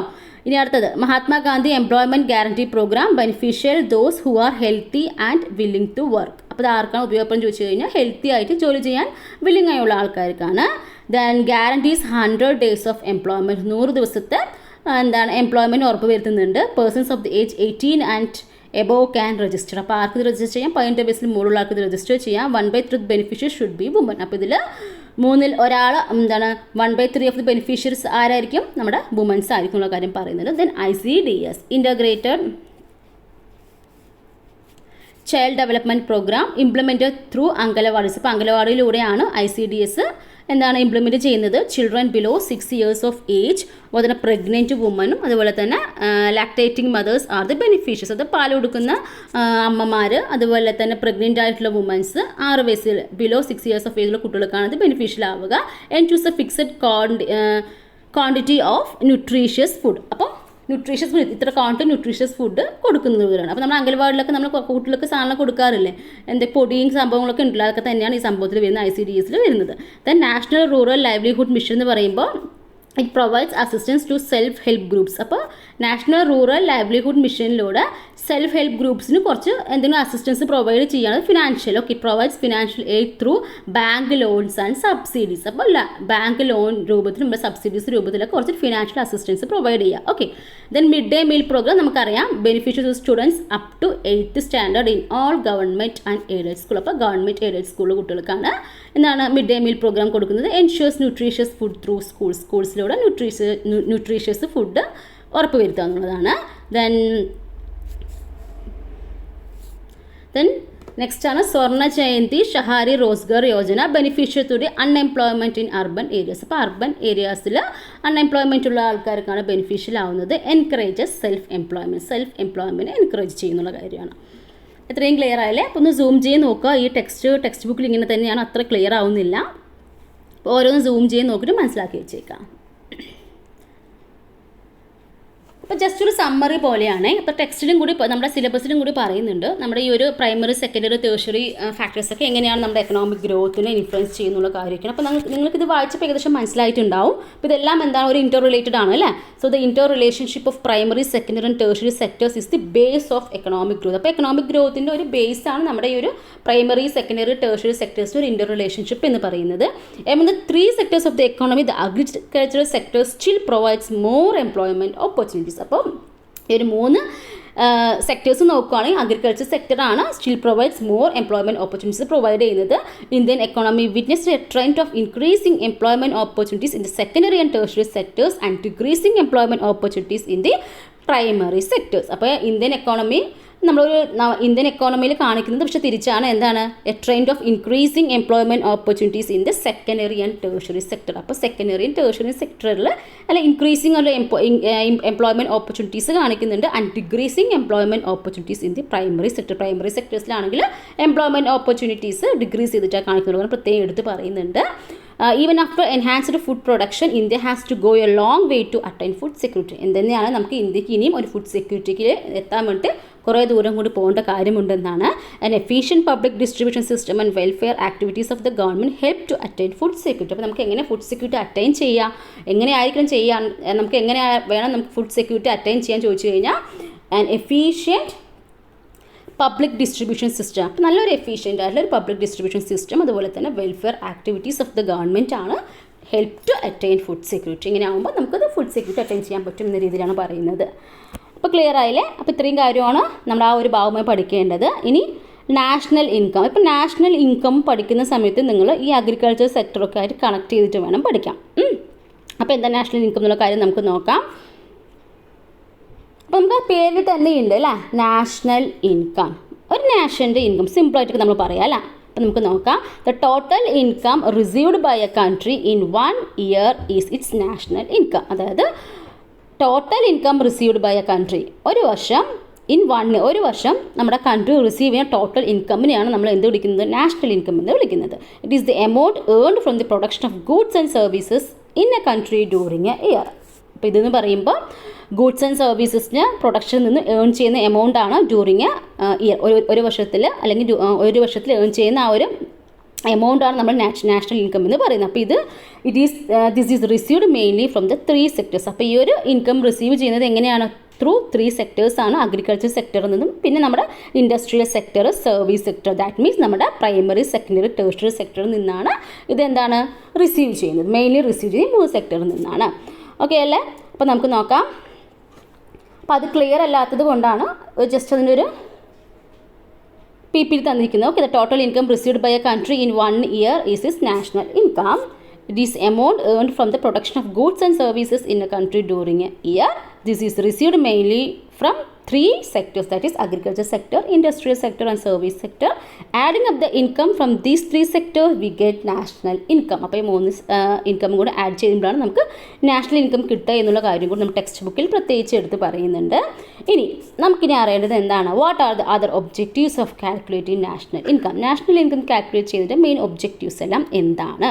To assess the contribution of different sectors in the economy. അപ്പോൾ നമ്മൾ ഡിഫറെൻറ്റ് സെക്ടേഴ്സിന് കോൺട്രിബ്യൂഷൻസ് എങ്ങനെയാണെന്നുള്ള കാര്യം അസസ് ചെയ്യാൻ. To study the problems faced by the country.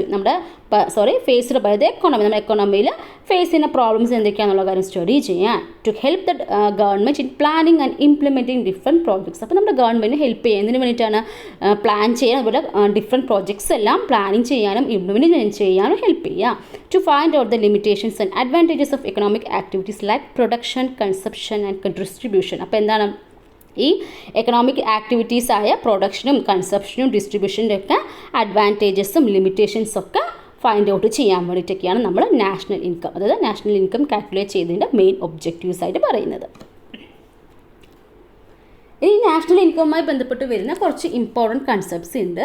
GNP, GDP, NNP, per capita income. ഈ 4 എണ്ണമാണ്. അപ്പോൾ 4 എണ്ണം എന്താണെന്നുള്ള കാര്യം നമുക്ക് നോക്കാം. GNP എന്താണെന്ന് നോക്കാം. GNP gross national product. GNP is an important concept of national income. It is calculated on the basis of final goods and services produced in a country. അപ്പോൾ GNP എന്ന് വെച്ച് കഴിഞ്ഞാൽ എന്താണ്? It's A It is calculated on the basis of final goods and services produced in the country. അതാണ് ഉൽപ്പാദിപ്പിക്കപ്പെടുന്ന അന്തിമ സാധനങ്ങളുടെയും സേവനങ്ങളുടെയും പണമൂല്യമാണ് എന്ത് പറയുന്നത് നമ്മൾ ഈ GNP എന്ന് പറയുന്നത്. The products that are available for consumption are called the final products. നമുക്ക് പറയാം ഫൈനൽ പ്രോഡക്റ്റ് പറയുമ്പോൾ എന്താണ് നമുക്ക് കൺസപ്ഷന് അവൈലബിൾ ആയിട്ടുള്ള സംഭവത്തിന് പ്രോഡക്റ്റിനെ നമ്മൾ ഫൈനൽ പ്രോഡക്റ്റ് എന്ന് പറയാം അല്ലേ. The money value of final goods and services produced is the gross national product. അപ്പോൾ gross national product പറഞ്ഞാൽ എന്താണ്? സിമ്പിൾ ഈ ഒരു ഡെഫിനിഷൻ പഠിച്ചു വെച്ചാൽ മതി. ഇത് പഠിച്ചു വെച്ചാൽ മതി. The money value of final goods and services produced in is the gross national product. അതായത് ഉൽപ്പാദിക്കപ്പെടുന്ന അന്തിമ സാധനങ്ങൾ ഫൈനൽ ഗുഡ്സ് ആൻഡ് സർവീസസിൻ്റെ മണി വാല്യൂ ആണ്. ഓക്കെ, പണമൂല്യമാണ് നമ്മൾ എന്ത് പറയുക ഗ്രോസ് നാഷണൽ പ്രോഡക്റ്റ് എന്ന് പറയുന്നത്. The GNP of a country is calculated for a particular financial year. അപ്പോൾ GNP ഓഫ് എ കൺട്രി എങ്ങനെ കാൽക്കുലേറ്റ് ഒരു പെർട്ടിക്കുലർ ഫിനാൻഷ്യൽ ഇയറിനാണ് കാൽക്കുലേറ്റ് ചെയ്യുക. അപ്പോൾ ഇന്ത്യയിൽ ഫിനാൻഷ്യൽ ഇയർ എപ്പോൾ തുടങ്ങി എപ്പോൾ തൊട്ടാണ് എക്സാമിന് ചോദിച്ചതാണ്? April 1 മുതൽ March 31 വരെ. Okay, in India a financial year is from 1st April to 31st March. ഇത് പ്രീവിയസ് ഇയർ ക്വസ്റ്റ്യൻസ് ആണ്, PYQ ആണ്. ഇനി അടുത്ത കൺസെപ്റ്റാണ് GDP, ഗ്രോസ് ഡൊമസ്റ്റിക് പ്രോഡക്റ്റ്. അപ്പോൾ ഡൊമസ്റ്റിക് ഈ ഒരു വാക്ക് ഇത് കണക്ട് ചെയ്താൽ മതി.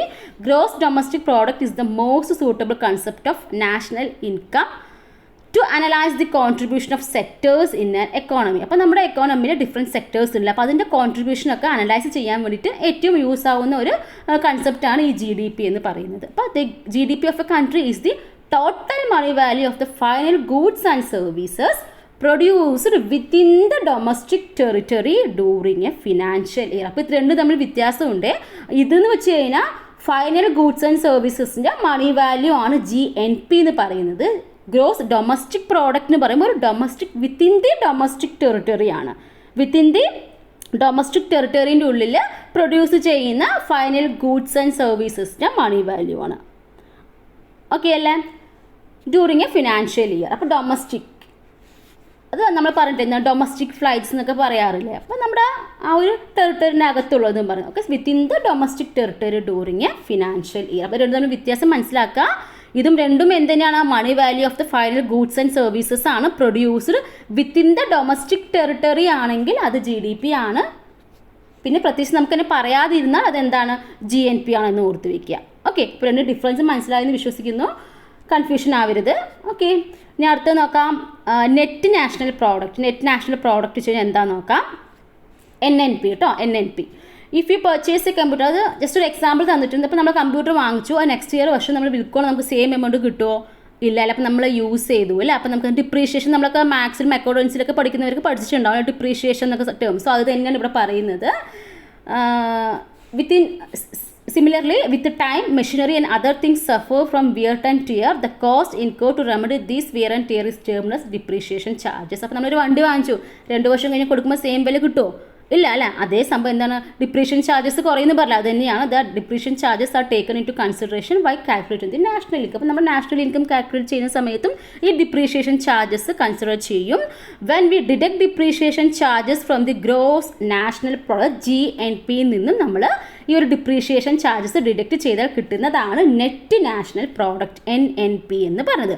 Technically the net national product is term or is considered as national income. അപ്പം ഇത്ര മനസ്സിലാക്കിയാൽ മതി. NNP എന്ന് വെച്ച് കഴിഞ്ഞാൽ നെറ്റ് നാഷണൽ പ്രോഡക്റ്റ് എന്ന് വെച്ച് കഴിഞ്ഞാൽ അത് is also considers national income ആയിട്ടാണ് കൺസിഡർ ചെയ്യുന്നത്. അതെങ്ങനെയാണ്? ഗ്രോസ് നാഷണൽ പ്രോഡക്റ്റ് GNP നിന്നും ഡിപ്രീഷിയേഷൻ ചാർജസ് കുറച്ചാൽ കിട്ടുന്നതാണ് NNP അല്ലെങ്കിൽ നാഷണൽ ഇൻകം എന്ന് പറയുന്നത്. ഓക്കെ അല്ലേ? ഇനി പെർ ക്യാപിറ്റ ഇൻകം നമ്മൾ പറഞ്ഞ 4 കാര്യങ്ങളാണ് പറയുന്നത്.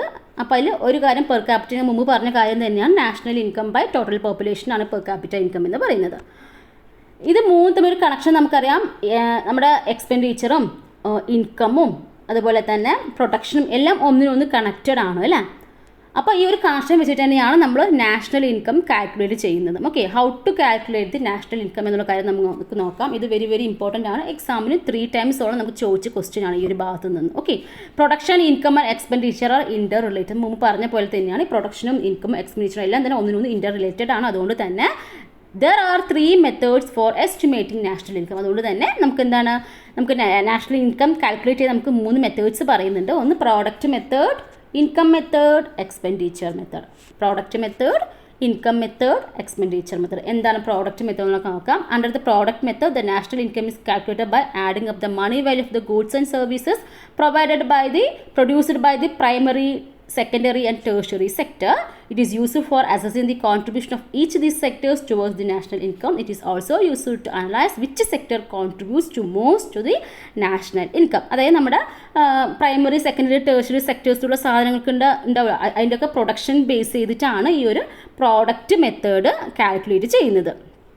അപ്പോൾ നമ്മുടെ പ്രൈമറി, സെക്കൻഡറി, ടേഴ്സറി മേഖലയിൽ പ്രൊഡ്യൂസ് ചെയ്യുന്ന സാധനങ്ങളുടെയും സേവനങ്ങളുടെയും ആകെ പണമൂല്യം കണ്ടെത്തി ദേശീയ വരുമാനം കണക്കാക്കുന്ന, നാഷണൽ ഇൻകം കണക്കാക്കുന്ന ഒരു രീതിയാണ് എന്ത് പറഞ്ഞ് പ്രോഡക്റ്റ് മെത്തേഡ് എന്ന് പറയുന്നത്. ഇതുകൊണ്ട് രണ്ട് ഗുണമുണ്ട്. ഒന്ന്, നമുക്ക് എന്താണ് നാഷണൽ ഇൻകം കണക്കാക്കാൻ, അതുപോലെ തന്നെ ഏത് സെക്ടറാണ് നാഷണൽ ഇൻകമിന് കൂടുതൽ കോൺട്രിബ്യൂട്ട് ചെയ്യുന്നത് എന്നുള്ള കാര്യം കൊണ്ട് അനലൈസ് ചെയ്ത് ഇതുകൊണ്ട് യൂസ് ആവും എന്നാണ് പറയുന്നത്. Okay. Then income method. Income method പറയുമ്പോൾ income method national income is calculated based on rent, wages, interest and profit which are rewards for factors of production. This method is helpful in analyzing the contribution of each factor of production to the national income. അതും ഇതുപോലെ തന്നെയാണ്. ഇവിടെ എന്താണ്, ഇൻകമിൻ്റെ base ചെയ്തിട്ടാണ്. അതായത് നമ്മുടെ പ്രോഡക്റ്റിൽ നിന്നുള്ള എന്താണ് നമുക്ക് ഈ വേജസ് ആയിട്ടും റെൻ്റ് ആയിട്ടും ഇൻട്രസ്റ്റ് ആയിട്ടും പ്രോഫിറ്റ് ആയിട്ടും കിട്ടുമല്ലോ. സോ അതിൻ്റെ അടിസ്ഥാനത്തിൽ ദേശീയ വരുമാനം കണക്കാക്കുന്ന ഒരു സമ്പ്രദായമാണ് ഈ ഇൻകം മെത്തേഡ് എന്ന് പറയുന്നത്. ദെൻ അടുത്തത് എന്താണ്, എക്സ്പെൻഡിച്ചർ, ചെലവ് വെച്ചിട്ട് അല്ലേ. അപ്പോൾ expenditure method is useful to estimate the national income by calculating the expenditure incurred by individual firms and government in a particular year in economics. അപ്പോൾ ഇത് എന്താണെന്നുള്ള കാര്യം പഠിച്ചാൽ മതി. അപ്പോൾ ചെലവ് രീതി അല്ലെങ്കിൽ എക്സ്പെൻഡിച്ചർ മെത്തേഡ് എന്ന് പറയുമ്പോൾ ഒരു വർഷത്തിൽ വ്യക്തികളും അതുപോലെ തന്നെ സ്ഥാപനങ്ങളും അതുപോലെ തന്നെ സർക്കാരും ആകെ ചെലവഴിക്കുന്ന തുക കണ്ടെത്തുക വഴി ദേശീയ വരുമാനം കണക്കാക്കുന്ന രീതി. Okay. by calculating the expenditure incurred by individuals, firms and governments in a particular year. Clear അല്ലേ? അപ്പോൾ ഒരു വർഷത്തിൽ വ്യക്തികളും സ്ഥാപനങ്ങളും സർക്കാരും ആകെ ചിലവഴിക്കുന്ന തുക കണ്ടെത്തിയിട്ട് അതുവഴി ദേശീയ വരുമാനം കണക്കാക്കുന്ന ഒരു രീതി, നാഷണൽ ഇൻകം കണക്കാക്കുന്ന ഒരു രീതിയാണ് എക്സ്പെൻഡിച്ചർ മെത്തേഡ് എന്ന് പറയുന്നത്. നമ്മൾ മുമ്പ് ഡിസ്കസ് ചെയ്ത് തന്നെയാണ്. The Central Statistical Office CSO is the official agency that estimates the national income of India. എക്സാമിൽ ചോദിച്ചതാണ്, national income of India estimate ചെയ്യുന്നത് ആരാണ്? ദി സെൻട്രൽ സ്റ്റാറ്റിസ്റ്റിക്കൽ ഓഫീസാണ് CSO.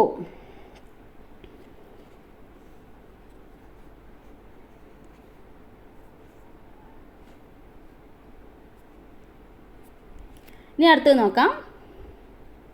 അപ്പോൾ നമ്മുടെ എക്കണോമിക് ഗ്രോത്തുമായി ബന്ധപ്പെട്ട കുറേ കാര്യങ്ങൾ പറഞ്ഞു. അതിൻ്റെ കൂടെ ഒരു പോയിന്റ് കൂടെ നിങ്ങൾ മനസ്സിലാക്കി വെച്ചേക്കണം. The knowledge sector is the sector which efficiently uses knowledge and technology to attain economic growth. അപ്പോൾ നമ്മുടെ എക്കണോമിക് ഗ്രോത്ത് അറ്റൈൻ ചെയ്യാൻ വേണ്ടിയിട്ട് ഒരു സെക്ടറും കൂടി ഇൻഫ്ലുവൻസ് ചെയ്യുന്നത് ഏതാണെന്ന് ചോദിച്ചാൽ knowledge സെക്ടറാണ്. Today, modern technology and information communication possibilities have grown and developed into knowledge economy. അപ്പോൾ നമ്മുടെ ഇപ്പോഴത്തെ ഒരു സിസ്റ്റം നമുക്കറിയാം, നമ്മുടെ modern technology, informations, communication possibilities എല്ലാം ഒത്തിരി വളർന്നു കഴിഞ്ഞു. സോ അതിലൂടെ നമുക്ക് എന്താ ഒരു നോളജ് എക്കോണമി നമുക്ക് ഡെവലപ്പ് ചെയ്യാൻ സാധിച്ചു. Education, innovation and information and communication technology ICT form the base of knowledge economy. അപ്പോൾ നോളജ് എക്കോണമിയുടെ ബേസ് എന്ന് പറയുന്നത് എന്താണ്? നല്ല എഡ്യൂക്കേഷനും ഇന്നോവേഷനും ICTയും ഒക്കെയാണ് നമ്മുടെ നോളജ് എക്കോണമിയുടെ ഒരു ബേസിസ് ആയിട്ട് പറയുന്നത്. ഈ knowledge economy production and consumption of intellectual capital takes place. ഇപ്പോൾ നോളജ് എക്കോണമിയിൽ അതിലൊരു മെയിനായിട്ട് ഒരു ഇൻവെസ്റ്റ്മെൻറ്റ് എന്ന് പറയുന്നത് ഇൻ്റലക്ച്വൽ ക്യാപിറ്റൽ ആണ് അല്ലേ? അതാണ് എന്നുള്ള കാര്യമാണ് ജസ്റ്റ് ഒന്ന് പറയുന്നുണ്ട്. ഇനി അടുത്തത് human resource including technical experts who are well versed in the English language, wide domestic market, strong private sector, development of science sector. അത് നമ്മുടെ ഇത്രയും പറഞ്ഞ കാര്യങ്ങളല്ലാതെ നമ്മുടെ ഡെവലപ്മെൻറ്റിനെ ഇൻഫ്ലുവൻസ് ചെയ്യുന്ന കുറച്ച് ഫാക്ടേഴ്സാണ്, അല്ലെങ്കിൽ കുറച്ച് കാര്യങ്ങളാണ്. നല്ല സ്ട്രോങ് ആയിട്ടുള്ള ഒരു പ്രൈവറ്റ് സെക്ടറും അതുപോലെ തന്നെ ഡെവലപ്മെൻറ്റ് ഓഫ് സയൻസ് ആൻഡ് ടെക്നോളജിയും വൈഡ് ആയിട്ടുള്ള ഡൊമസ്റ്റിക് മാർക്കറ്റും അതുപോലെ തന്നെ ഹ്യൂമൻ റിസോഴ്സസ് ഇൻക്ലൂഡിംഗ് ടെക്നിക്കൽ എക്സ്പേർട്സും ഇതെല്ലാം തന്നെ നമ്മുടെ ഒരു ഗ്രോത്ത് ആൻഡ് ഡെവലപ്മെൻറ്റിനെ ഇൻഫ്ലുവൻസ് ചെയ്യുന്നുണ്ട് എന്നുള്ള കാര്യമാണ് പറയുന്നത്. ഓക്കെ അല്ലേ? ഇനി അടുത്തത് കൺസ്യൂമർ പ്രൊട്ടക്ഷൻ ആക്ട് ആണ് 1986. ഇത് എത്ര വർഷം എന്നുള്ള കാര്യം മാത്രം ജസ്റ്റ് ഒന്ന് പഠിച്ചു വെച്ചാൽ മതി. കൺസ്യൂമർ പ്രൊട്ടക്ഷൻ ആക്ട് എപ്പോഴാണ് വന്നത്? 1986 defines the consumer rights and setup special judiciary mechanisms for consumer protection in India. അപ്പോൾ ഇന്ത്യയിൽ കൺസ്യൂമർ പ്രൊട്ടക്ഷന് വേണ്ടിയിട്ട് വന്നതാണ് കൺസ്യൂമർ പ്രൊട്ടക്ഷൻ ആക്ട് എന്നുള്ളതാണ്. 1986 ആണ്. ഈ വർഷം ഒന്ന് പഠിച്ചു വെച്ചേക്കാം. അപ്പോൾ എന്താണ് rights as per consumer protection act നമുക്കുള്ള റൈറ്റ്സ് എന്തൊക്കെയാണെന്ന് നോക്കാം. The right to be protected against the marketing of goods and services which are hazardous to life and property. The right to be informed about the quality related aspects of goods and services. അപ്പോൾ നല്ല ഇത് വലുതായിട്ട് സംഭവങ്ങളൊന്നുമില്ല, നമുക്ക് അറിയാവുന്ന കാര്യം തന്നെയാണ്. എന്താണ് consumer protection എന്ന് പറയുമ്പോൾ നമ്മൾ സാധാരണ നമ്മുടെ ഈ പരസ്യങ്ങളും അല്ലെങ്കിൽ നമ്മൾ അറിയാവുന്ന കാര്യങ്ങൾ തന്നെയാണ്. അതിപ്പോൾ നമുക്ക് നല്ല സാധനങ്ങൾ വാങ്ങിക്കാനുള്ള റൈറ്റിൽ, അപ്പം നമ്മൾ ആരെങ്കിലും ചീറ്റ് ചെയ്യാൻ അതിനെതിരെ നമുക്ക് എന്ത് ചെയ്യാം, നല്ല ക്വാളിറ്റി അല്ലാത്തൊരു സാധനമാണ്, നമുക്ക് എന്ത് ചെയ്യാം, അവർക്കെതിരെ കേസ് കൊടുക്കുക എന്നുള്ള കുറച്ച് കാര്യങ്ങളൊക്കെ ഉണ്ട്. അതൊക്കെ തന്നെ ഈ സംഭവത്തിൽ പറഞ്ഞേക്കുന്നത്. ജസ്റ്റ് ഒന്ന് വായിച്ച് നോക്കൂ. ഓക്കെ, അപ്പോൾ ഈ കൺസ്യൂമർ പ്രൊട്ടക്ഷൻ ആക്ട് പ്രകാരം വന്നതാണ് കൺസ്യൂമർ. അപ്പോൾ ഇതൊക്കെ നോക്കാൻ വേണ്ടിയിട്ടാണ് the consumer courts were establish as a result of this act. അപ്പോൾ കൺസ്യൂമർ പ്രൊട്ടക്ഷൻ ആക്ട് 1986 ഭാഗമായിട്ട് കൺസ്യൂമർ കോഡ്സ് എല്ലാം എസ്റ്റാബ്ലിഷ് ചെയ്യുന്നുണ്ട്. അത് ഡിസ്ട്രിക്ട് ലെവലിലുണ്ട്, സ്റ്റേറ്റ് ലെവലിലുണ്ട്, നാഷണൽ ലെവലിലൊക്കെ ഉണ്ട്. Okay, district consumer disputes redressal for ഉണ്ട്. അതിൻ്റെ സ്ട്രക്ചർ എത്ര പേരുണ്ട് എന്നുള്ള കാര്യം തന്നിട്ടുണ്ട്. അപ്പോൾ ഇത് ഈ ഒരു സംഭവം നോക്കുക, 20 lakhs വരെ ഉള്ളതാണെങ്കിൽ അവിടെ ഡിസ്ട്രിക്ട് കൺസ്യൂമർ ഡിസ്പ്യൂട്ട്സ് അവിടെയാണ് നമ്മൾ സാധാരണ ചെയ്യാറ്. അതുപോലെ തന്നെ state consumer disputes redressal commission എന്ന് പറയുമ്പോൾ അവിടെ 20 lakhs എബോവ് ഉള്ളതാണ്. The national consumer disputes and redressal commission എന്ന് പറയുമ്പോൾ അവിടെ ഒരു 1 crore എക്സീഡ്സ് 1 crore എന്ന് പറയുന്നത്. Okay, where compensation claimed exceeds ₹1 crore. അപ്പോൾ ഇതിൽ എത്ര പേര് ഉണ്ട് എന്നുള്ള കാര്യം പക്ഷേ ഇതൊന്നും എക്സാമിന് ചോദിച്ച് ഞാൻ കണ്ടില്ല.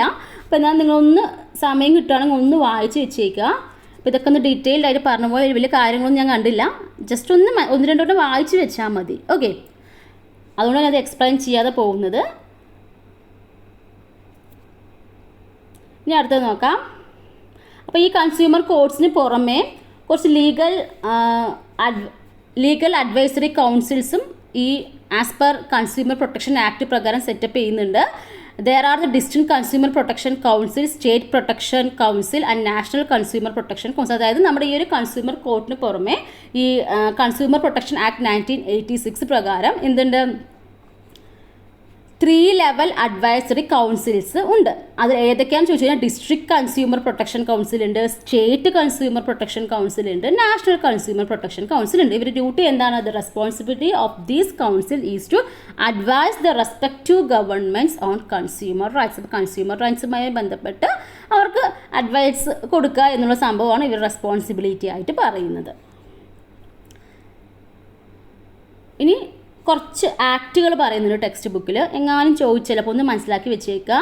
സെയിൽസ് ഓഫ് ഗുഡ്സ് ആക്ട് വന്നത് 1930 സെയിൽസ് ഓഫ് ഗുഡ്സ് ആക്ട് 1930 എന്താ പറയുന്നത് വെച്ചാൽ it ensures that prescribed conditions of sale are met while purchasing products, violation of guarantee, warranty, after sale service etcetera come under this. അതായത് എന്തെങ്കിലും warranty guarantee ബന്ധപ്പെട്ടുള്ള violations ഒക്കെയാണ് ഈ sales of goods act 1930 പ്രകാരം വരുന്നത്. Then agriculture produce grading and marketing act 1937. This act is meant for determine the standard of agriculture products. അപ്പോൾ agriculture പ്രോഡക്ട്സിനെ standard determine ചെയ്യാനാണ് ഈ അഗ്രികൾച്ചറൽ പ്രൊഡ്യൂസ് ആക്ട് 1937 വരുന്നത്. ഗ്രേഡിംഗ് ആൻഡ് മാർക്കിങ്ങുമായി ബന്ധപ്പെട്ടതാണ്. ദെൻ എസെൻഷ്യൽ കമ്മോഡിറ്റീസ് ആക്ട് വരുന്നത് 1955. This act protects the consumers from super normal profit hoarding, black marketing etcetera. അപ്പോൾ black marketing, super normal ഒത്തിരി ലാഭം എടുക്കുന്ന കാര്യങ്ങൾക്ക് എതിരെയുള്ളതാണ് ഈ എസെൻഷ്യൽ കമ്മോഡിറ്റീസ് ആക്ട് 1955 വരുന്നത്. Then weights and measure act 1976. This act is helpful in preventing cheating in weights and measures. അപ്പോൾ നമുക്ക് തൂക്കത്തിൽ എന്തെങ്കിലും പറ്റിക്കുകയാണെങ്കിൽ അതുമായി ബന്ധപ്പെട്ടതാണ്. This act is helpful for preventing cheating in weights and measures. അപ്പോൾ 500 ഗ്രാമിൻ്റെ ഒരു പാക്കറ്റിൽ 450 അങ്ങനെയൊക്കെ ഉണ്ടെന്ന് വെച്ചാൽ നമുക്ക് എന്ത് ചെയ്യാം, ഇതിനെതിരെ നമുക്ക് കേസൊക്കെ കൊടുക്കാം അല്ല, അങ്ങനത്തെ കുറച്ച് കാര്യങ്ങളൊക്കെയാണ് പറയുന്നത്. അപ്പോൾ ഒന്ന് വായിച്ച് വെച്ചേക്കുക. ഞാൻ ക്വസ്റ്റ്യൻ പേപ്പറൊന്നും കണ്ടില്ല, നമുക്ക് പറയാൻ പറ്റില്ല. K3 ആയതുകൊണ്ട് നമുക്കൊന്നും പറയാൻ പറ്റില്ല എവിടെ നിന്നാണ് ക്വസ്റ്റ്യൻസ് വരിക എന്നുള്ള കാര്യം. അതുകൊണ്ട് ഞാൻ ടെക്സ്റ്റിലത്തെ എല്ലാ കാര്യവും ഇമ്പോർട്ടൻ്റ് ആയിട്ട് തോന്നിയ കാര്യങ്ങളെല്ലാം തന്നെ ഞാൻ ഈ ഒരു സ്ലൈഡിൽ വെച്ചിട്ടുണ്ട്. അപ്പോൾ ജസ്റ്റ് ഒന്ന് നോക്കണേ. ഇനി കുറച്ച് കാര്യങ്ങൾ, കുറച്ച് ഡിപ്പാർട്ട്മെൻറ്റും അവർ ഫംഗ്ഷൻ എന്നുള്ള കാര്യങ്ങൾ തന്നിട്ടുണ്ട്. ലീഗൽ മെട്രോളജി ഡിപ്പാർട്ട്മെൻറ്റ് എന്താ ചെയ്യുന്നത്? Ensures the weights and measure standards. അപ്പോൾ വെയ്റ്റും അതുപോലെ സ്റ്റാൻഡേർഡ്സ് ഒക്കെ മെഷർ ഉറപ്പ് വരുത്തുന്നത് നമ്മുടെ ലീഗൽ മെട്രോളജി ഡിപ്പാർട്ട്മെൻറ്റ് ആണ്. ഫുഡ് സേഫ്റ്റി ഡിപ്പാർട്ട്മെൻറ്റ് എന്താണ്? ക്വാളിറ്റിയിൽ ensures the quality of food products. അപ്പോൾ ക്വാളിറ്റി ഓഫ് ഫുഡ് പ്രോഡക്ട്സ് ഉറപ്പ് വരുത്തുന്നത് ഫുഡ് സേഫ്റ്റി ഡിപ്പാർട്ട്മെൻറ്റ് ആണ്. ഇനി മെഡിസിൻസിൻ്റെ പ്രൈസ് കൺട്രോൾ ചെയ്യുന്നത് ആരാണ്? സെൻട്രൽ ഡ്രഗ്സ് പ്രൈസ് കൺട്രോൾ കമ്മിറ്റിയാണ്. Then ensures the quality and safety of മെഡിസിൻസിൻ്റെ ക്വാളിറ്റിയും സേഫ്റ്റിയും ഉറപ്പ് വരുത്തുന്നതാണ് ഡ്രഗ്സ് കൺട്രോൾ ഡിപ്പാർട്ട്മെൻറ്റിൻ്റെ മെയിൻ ജോലി എന്ന് പറയുന്നത്. Then food safety and standard authority of India, അതിൻ്റെ വർക്ക് എന്താ വെച്ച് കഴിഞ്ഞാൽ ensures the quality of food products at various stages like production, distribution, storage, sale and import. അപ്പോൾ ഫുഡ് പ്രോഡക്ട്സിൻ്റെ ക്വാളിറ്റിയിൽ അതുപോലെ തന്നെ എന്താണ് സ്റ്റേജസ് ലൈക്ക് പ്രൊഡക്ഷനിലും ഡിസ്ട്രിബ്യൂഷൻ സമയത്തും സ്റ്റോറേജിലും സെയിലും ഇമ്പോർട്ടിലും എല്ലാം ഫുഡ്സിൻ്റെ ക്വാളിറ്റിയിൽ ഉറപ്പ് വരുത്തുക എന്നുള്ളതാണ് food safety and standard authority of ഇന്ത്യയുടെ മെയിനായിട്ടുള്ള വരുന്ന ഫങ്ഷൻസ്. അപ്പോൾ ഇതൊന്ന് മനസ്സിലാക്കി വെച്ചേക്കാം. ഇതൊക്കെ നിങ്ങൾക്ക് അറിയാവുന്ന കാര്യങ്ങളാണ് അല്ലേ, പേരുമായി നിങ്ങൾ കണക്ട് ചെയ്ത് മനസ്സിലാക്കാവുന്നതേ ഉള്ളൂ. പിന്നെ കുറച്ച് മാർക്സ് തന്നിട്ടുണ്ട് അല്ലേ, ഇതൊന്ന് നോക്കി വെച്ചേക്കണേ. എന്താണ് സംഭവം ഇൻഡിക്കേറ്റ് ചെയ്യുന്നുള്ള കാര്യം. ISI സ്റ്റാമ്പ് എന്തിനാണ്? Is given by the bureau of Indian standard, BIS ചിഹ്നമാണ് അല്ലേ. Use to ensure a fixed quality of പ്രോഡക്റ്റിനെ ഉറപ്പ് വരുത്താൻ വേണ്ടിയിട്ടാണ് BIS പറയുന്നത്. The symbol can be seen in the product സച്ചേഴ്സ് ഇലക്ട്രിക്കൽ അപ്ലയൻസസിൽ, അതുപോലെ തന്നെ സിമെൻറ്റിൽ, പേപ്പറിൽ, പെയിൻറ്റിൽ ആൻഡ് ഗ്യാസ് സിലിണ്ടറിലൊക്കെ നമുക്ക് ഈ സമയം ഈ ഒരു സിമ്പിൾ കാണാൻ പറ്റും അല്ലേ. ഇനി അടുത്ത ISO എന്താണ്? ഇൻ്റർനാഷണൽ ഓർഗനൈസേഷൻ ഫോർ സ്റ്റാൻഡർഡൈസേഷൻ ആണ് ISO സിമ്പിൾ വരുന്നത്.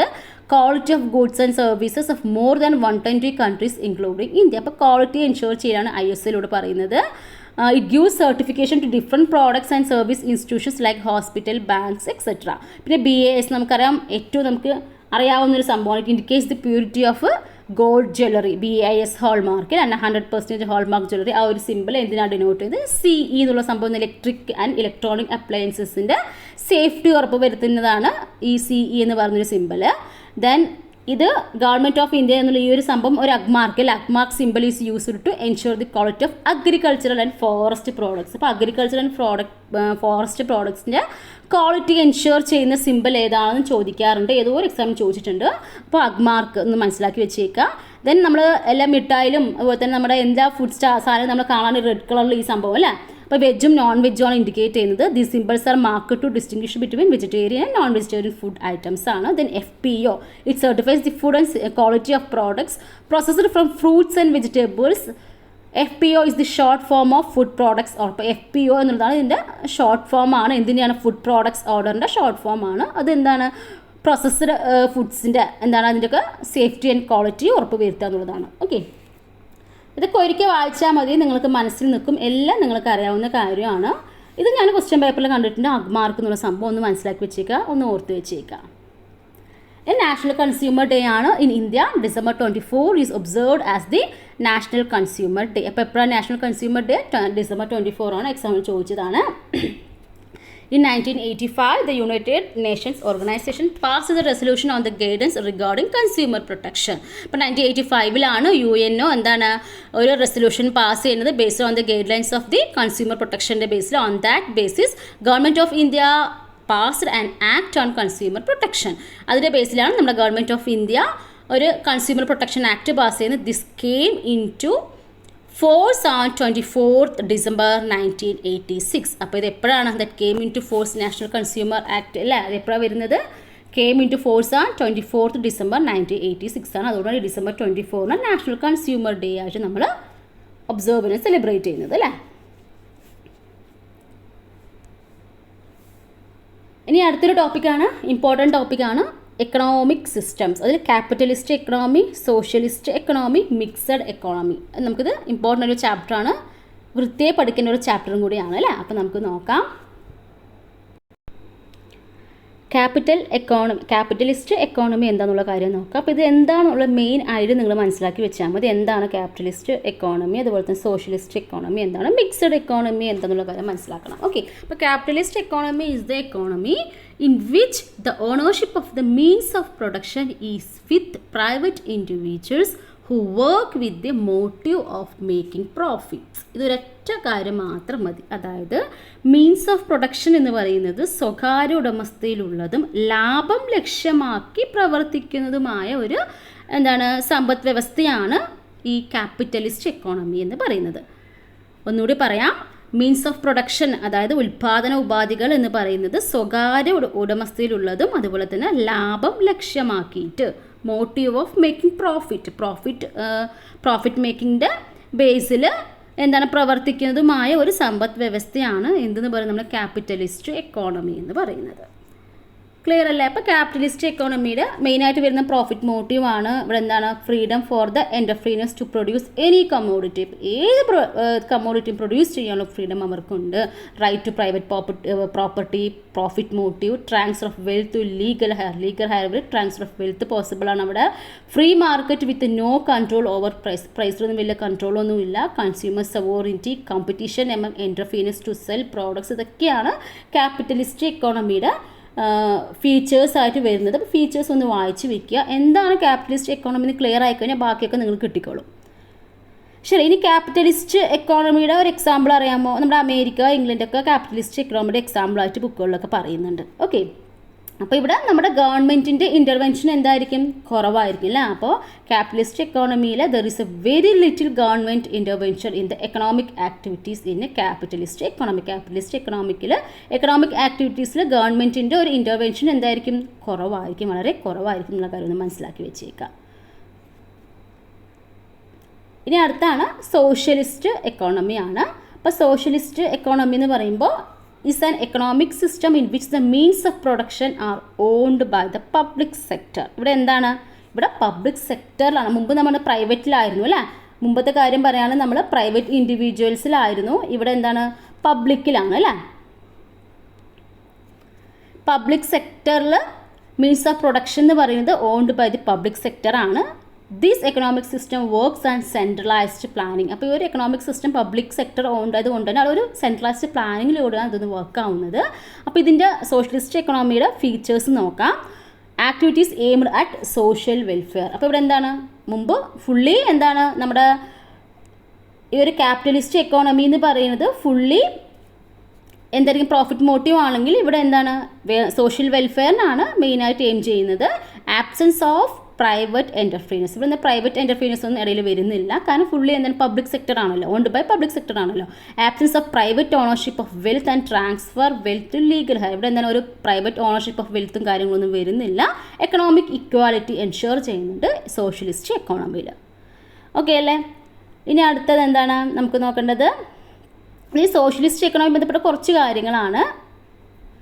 അപ്പോൾ ഇതെല്ലാം പ്രോപ്പർ പ്ലാനിങ് ആണെങ്കിൽ മാത്രമേ ഈ സോഷ്യലിസ്റ്റ് എക്കോണമി നല്ല രീതിയിൽ സ്മൂത്ത് ആയിട്ട് പോകത്തുള്ളൂ. അപ്പോൾ നമ്മൾ ഏത് എക്കോണമി ആണെങ്കിൽ അതിൻ്റേതായ ചില പ്രോബ്ലംസ് എല്ലാം ഉണ്ടാവും. അതൊക്കെയാണ് കുറച്ച് കാര്യങ്ങൾ അതിൽ പറഞ്ഞിട്ട് ജസ്റ്റ് ഒന്ന് വായിച്ച് നോക്കിയ സമയം ഉണ്ടെങ്കിൽ നമുക്കൊരു മിക്സഡ് എക്കോണമിയിലോട്ട് പോകാം. അപ്പോൾ mixed economy is the economy that has certain features of both capitalist economy and socialist economy. അപ്പോൾ നമ്മൾ ആദ്യം പഠിക്കേണ്ടത് എന്താണ്? ഈ മൂന്ന് എക്കോണമി എന്താണെന്നുള്ളതാണ്. ക്യാപിറ്റലിസ്റ്റ് എക്കോണമി മനസ്സിലായില്ലേ? ഇനി നമുക്ക് എന്ത് സോഷ്യലിസ്റ്റ് എക്കോണമി മനസ്സിലായി. ഇനി അടുത്ത് എന്താണ്? മിക്സഡ് എക്കോണമിയാണ്. മിക്സഡ് എക്കോണമി പേര് പോലെ തന്നെ നമ്മുടെ ഈ ക്യാപിറ്റലിസ്റ്റ് എക്കോണമിയിലും സോഷ്യലിസ്റ്റ് എക്കോണമിയിലും ഫീച്ചേഴ്സ് എല്ലാം എന്താണ് കമ്പൈൻ ചെയ്ത് വരുന്നതാണ് ഈ മിക്സഡ് എക്കോണമി എന്ന് പറയുന്നത്. ഇന്ത്യ ഏത് എക്കോണമിയാണ് എക്സാമിന് ചോദിച്ചതാണ്? ഇന്ത്യ ഹാസ് അഡോപ്റ്റഡ് മിക്സഡ് എക്കോണമിയാണ്. ഓക്കെ, അപ്പോൾ എന്തൊക്കെയാണ് അതിൻ്റെ ഫീച്ചേഴ്സ് നോക്കാം, അത് പഠിച്ചു വെക്കണം. Existence of both private and public sector. അപ്പോൾ ഇത് മിക്സഡ് എക്കോണമി ആയതുകൊണ്ട് തന്നെ പ്രൈവറ്റ് സെക്ടേഴ്സിൻ്റെയും പബ്ലിക് സെക്ടേഴ്സിൻ്റെയും എക്സിസ്റ്റൻസ് ഉണ്ടാവുന്നു. എക്കോണമി വർക്ക്സ് എന്ന പ്രിൻസിപ്പിൾ ഓഫ് പ്ലാനിങ്. അപ്പോൾ തന്നെ ഒരു പ്ലാനിങ് പ്രിൻസിപ്പിളാണ് ഈ എക്കോണമി വർക്ക് ആവുന്നത്. Then importance to welfare activities. ഇവിടെ വെൽഫെയർ ആക്ടിവിറ്റീസിനെല്ലാം ഇമ്പോർട്ടൻറ്റ് കൊടുക്കുന്നുണ്ട്. Existence of both freedom of private ownership of wealth and economic control. ഇവിടെ എന്താണ്? എല്ലാവർക്കും എന്ത് ചെയ്യുന്നുണ്ട്? Access of both freedom of private ownership of wealth and economic. ഇപ്പോൾ എക്കണോമിക് കൺട്രോളിനും ഒരു ഫ്രീഡം കൊടുക്കുന്നുണ്ട്, അല്ലെങ്കിൽ അതിൽ ഒരു ഇമ്പോർട്ടൻസ് കൊടുക്കുന്നുണ്ട്. അതുപോലെ തന്നെ സെയിം ടൈം പ്രൈവറ്റ് ഓണർഷിപ്പ് അല്ലെങ്കിൽ ഓഫ് വെൽത്തിനും ഇവിടെ ഇമ്പോർട്ടൻസ് കൊടുക്കുന്നുണ്ട്. ഓക്കെ അല്ലേ? ഇനി അടുത്ത് നോക്കാം. Pure form of capitalist or socialist economics cannot be seen anywhere today. അപ്പോൾ നമുക്കറിയാം ഈ ക്യാപിറ്റലിസ്റ്റ് ആയിക്കോട്ടെ സോഷ്യലിസ്റ്റ് അതിൻ്റെ പ്യുവർ ഫോം നമുക്ക് ഒരിക്കലും എവിടെയും കാണാൻ സാധിക്കത്തില്ല അല്ലേ? അത് എന്തായാലും ചെറിയതായിട്ടെങ്കിലും ഒരു ഗവൺമെൻറ് ഇൻ്റർവെൻഷൻസ് ഉണ്ടാവില്ല. There is A government intervention in capitalist economies like those in the UK and United States of America. Private ownership of wealth and freedom of market have been permitted in socialist countries like China and Cuba. എവിടെയാണെങ്കിലും നമ്മുടെ government interventions ഉണ്ടാകും. അങ്ങനെ fully എന്താണ് ഒരു capitalist അല്ലെങ്കിൽ fully ഒരു socialist എന്ന് പറയുന്നത് നമുക്ക് എവിടെയും കാണാൻ സാധിക്കത്തില്ല എന്നുള്ള കാര്യമാണ് പറയുന്നത്. അപ്പോൾ നിങ്ങൾ മനസ്സിലാക്കേണ്ടത് 3 പോയിൻറ്റ്സ് ആണ്. ക്യാപിറ്റലിസ്റ്റ് എക്കോണമി എന്താണ്, സോഷ്യലിസ്റ്റ് എക്കോണമി എന്താണ്, അതിൻ്റെ ഫീച്ചേഴ്സ്, മിക്സഡ് എക്കോണമി എന്താണ്, നമ്മുടെ ഇന്ത്യ ഏത് എക്കോണമിയാണ്, ഇത്ര കാര്യം മാത്രം ഇതിൽ പഠിച്ചാൽ മതി. ഓക്കെ. ഇനി അടുത്താണ് പബ്ലിക് റവന്യൂ. അപ്പോൾ എന്താണ് public revenue? The income of the government is known as public revenue. ഗവൺമെൻറ്റിൻ്റെ ഇൻകത്തിനാണ് നമ്മൾ എന്തെന്ന് പറയുക? പബ്ലിക് റവന്യൂ എന്ന് വിളിക്കുന്നത്. ഇപ്പോൾ പബ്ലിക് റവന്യൂ എന്ന് പറയുമ്പോൾ എങ്ങനെയാണ് സോഴ്സസ് നോക്കാം. പബ്ലിക് റവന്യൂ എന്ന് പറയുമ്പോൾ ടാക്സ് റവന്യൂ ആയിട്ടും വരും, നോൺ ടാക്സ് റവന്യൂ ആയിട്ടും വരും. ഓക്കെ. ഇനി ടാക്സ് എന്ന് പറയുമ്പോൾ tax are the main source of income to the government. Government main source of income എന്താണ്? ടാക്സ് ആണ്. Tax is a compulsory payment to the government made by the public for meeting expenditure towards welfare activities, developmental activities, etc. അപ്പോൾ നമ്മൾ എന്താണ് ഈ tax എന്ന് പറയുന്നത്? Compulsory ആണല്ലേ. Compulsory payment to the government ആണ് made by the public. Public compulsory ആയിട്ട് കൊടുക്കേണ്ടതാണ് ഈ ടാക്സ് എന്ന് പറയുന്നത്. എന്തിനു വേണ്ടിയിട്ടാണ്? For meeting expenditure towards welfare activities. അപ്പോൾ എന്താണ്? വെൽഫെയർ ആക്ടിവിറ്റീസിന് വേണ്ടിയിട്ടും ഡെവലപ്മെൻറ്റൽ ആക്ടിവിറ്റീസിനും വേണ്ടി ചിലവഴിക്കാനാണ് നമ്മൾ ടാക്സ് കൊടുക്കുന്നത് അല്ലേ. The person who pay tax is called taxpayer. ആരാണോ ടാക്സ് പേ ചെയ്യുന്നവർ ടാക്സ് പെയർ എന്ന് വിളിക്കുന്നു. Then tax of 2 types. അപ്പോൾ ടാക്സ് 2 ടൈപ്പ് ഉണ്ട്. ഡയറക്റ്റ് ടാക്സും ഉണ്ട്, ഇൻഡയറക്റ്റ് ടാക്സും ഉണ്ട്. അപ്പോൾ ഡയറക്റ്റ് ടാക്സ് പേര് പോലെ തന്നെ ഡയറക്റ്റ് ടാക്സ് എന്താണെന്നുള്ള കാര്യം നോക്കാം. Land tax is paid by the person on whom it is imposed. ഇപ്പോൾ ലാൻഡ് ടാക്സ് അല്ലേ, നമ്മളെന്താണ് ആർക്കാണോ ലാൻഡ് ഓണർ അപ്പോൾ അവർക്ക് ലാൻഡ് ടാക്സ് നമ്മൾ എന്താണ് പേ ചെയ്യാറുണ്ട് അല്ലേ. അപ്പോൾ എന്താണ് here the burden of the tax is borne to the same person of whom tax is imposed. These types of tax are called direct tax. The unique feature of direct tax is that taxpayer undertakes the burden of tax. അപ്പോൾ ഈ direct tax എന്ന് പറയുമ്പോൾ ആർക്കാണോ നമ്മൾ tax ആരാണോ കൊടുക്കുന്നത് അവരാണ് അതിനൊരു ബേർഡൻ ചുമക്കേണ്ടത് അല്ലേ. അത് നമ്മൾ ഡയറക്റ്റായിട്ട് പേ ചെയ്യുന്നത്. നിങ്ങൾക്ക് സിമ്പിളായിട്ട് ആലോചിക്കാൻ ഡയറക്റ്റായിട്ട് പേ ചെയ്യുന്നതാണ് ഡയറക്റ്റ് ടാക്സ് എന്ന് പറയുന്നത്. നമുക്ക് അപ്പോൾ ഡയറക്റ്റ് ടാക്സ് ഒന്ന് മലയാളത്തിൽ പറഞ്ഞാൽ നിങ്ങൾക്ക് പെട്ടെന്ന് മനസ്സിലാവും. അപ്പോൾ നികുതി ചുമത്തപ്പെടുന്നതും അതുപോലെ തന്നെ നികുതി മൂലമുള്ള സാമ്പത്തിക ഭാരമൊക്കെ അനുഭവിക്കുന്നതും ഒരാൾ തന്നെയാണെങ്കിൽ ഇത്തരത്തിൽ നികുതിയാണ് നമ്മൾ ഡയറക്റ്റ് ടാക്സ് എന്ന് പറയുന്നത്. അപ്പോൾ നികുതി നമ്മൾ ചുമത്തപ്പെടുന്ന ആൾ നികുതി മൂലമുള്ള ആ സാമ്പത്തിക ഭാരം ആ ഒരു പ്രതിസന്ധിയൊക്കെ അനുഭവിക്കുന്നതും ഒരാൾ തന്നെ ആയാൽ അത്തരത്തിലുള്ള നികുതിനെയാണ് നമ്മൾ ഡയറക്റ്റ് ടാക്സ് എന്ന് പറയുന്നത്. അപ്പോൾ അതിന് എക്സാമ്പിളാണ് നമുക്ക് ഈ പറഞ്ഞിരിക്കുന്ന ഭൂനികുതി, നമുക്കതിന് പറയാം കോർപ്പറേറ്റ് ടാക്സ്, ആദായ നികുതി, ഇതൊക്കെ നമുക്ക് എന്ത് പറയാം? ഈ ഒരു ഡയറക്റ്റ് ടാക്സിന് പറയാം. അതുകൊണ്ടാണ് ഇവിടെ തന്നിരിക്കുന്ന unique feature of direct tax is that the tax payer undertakes the burden of the tax.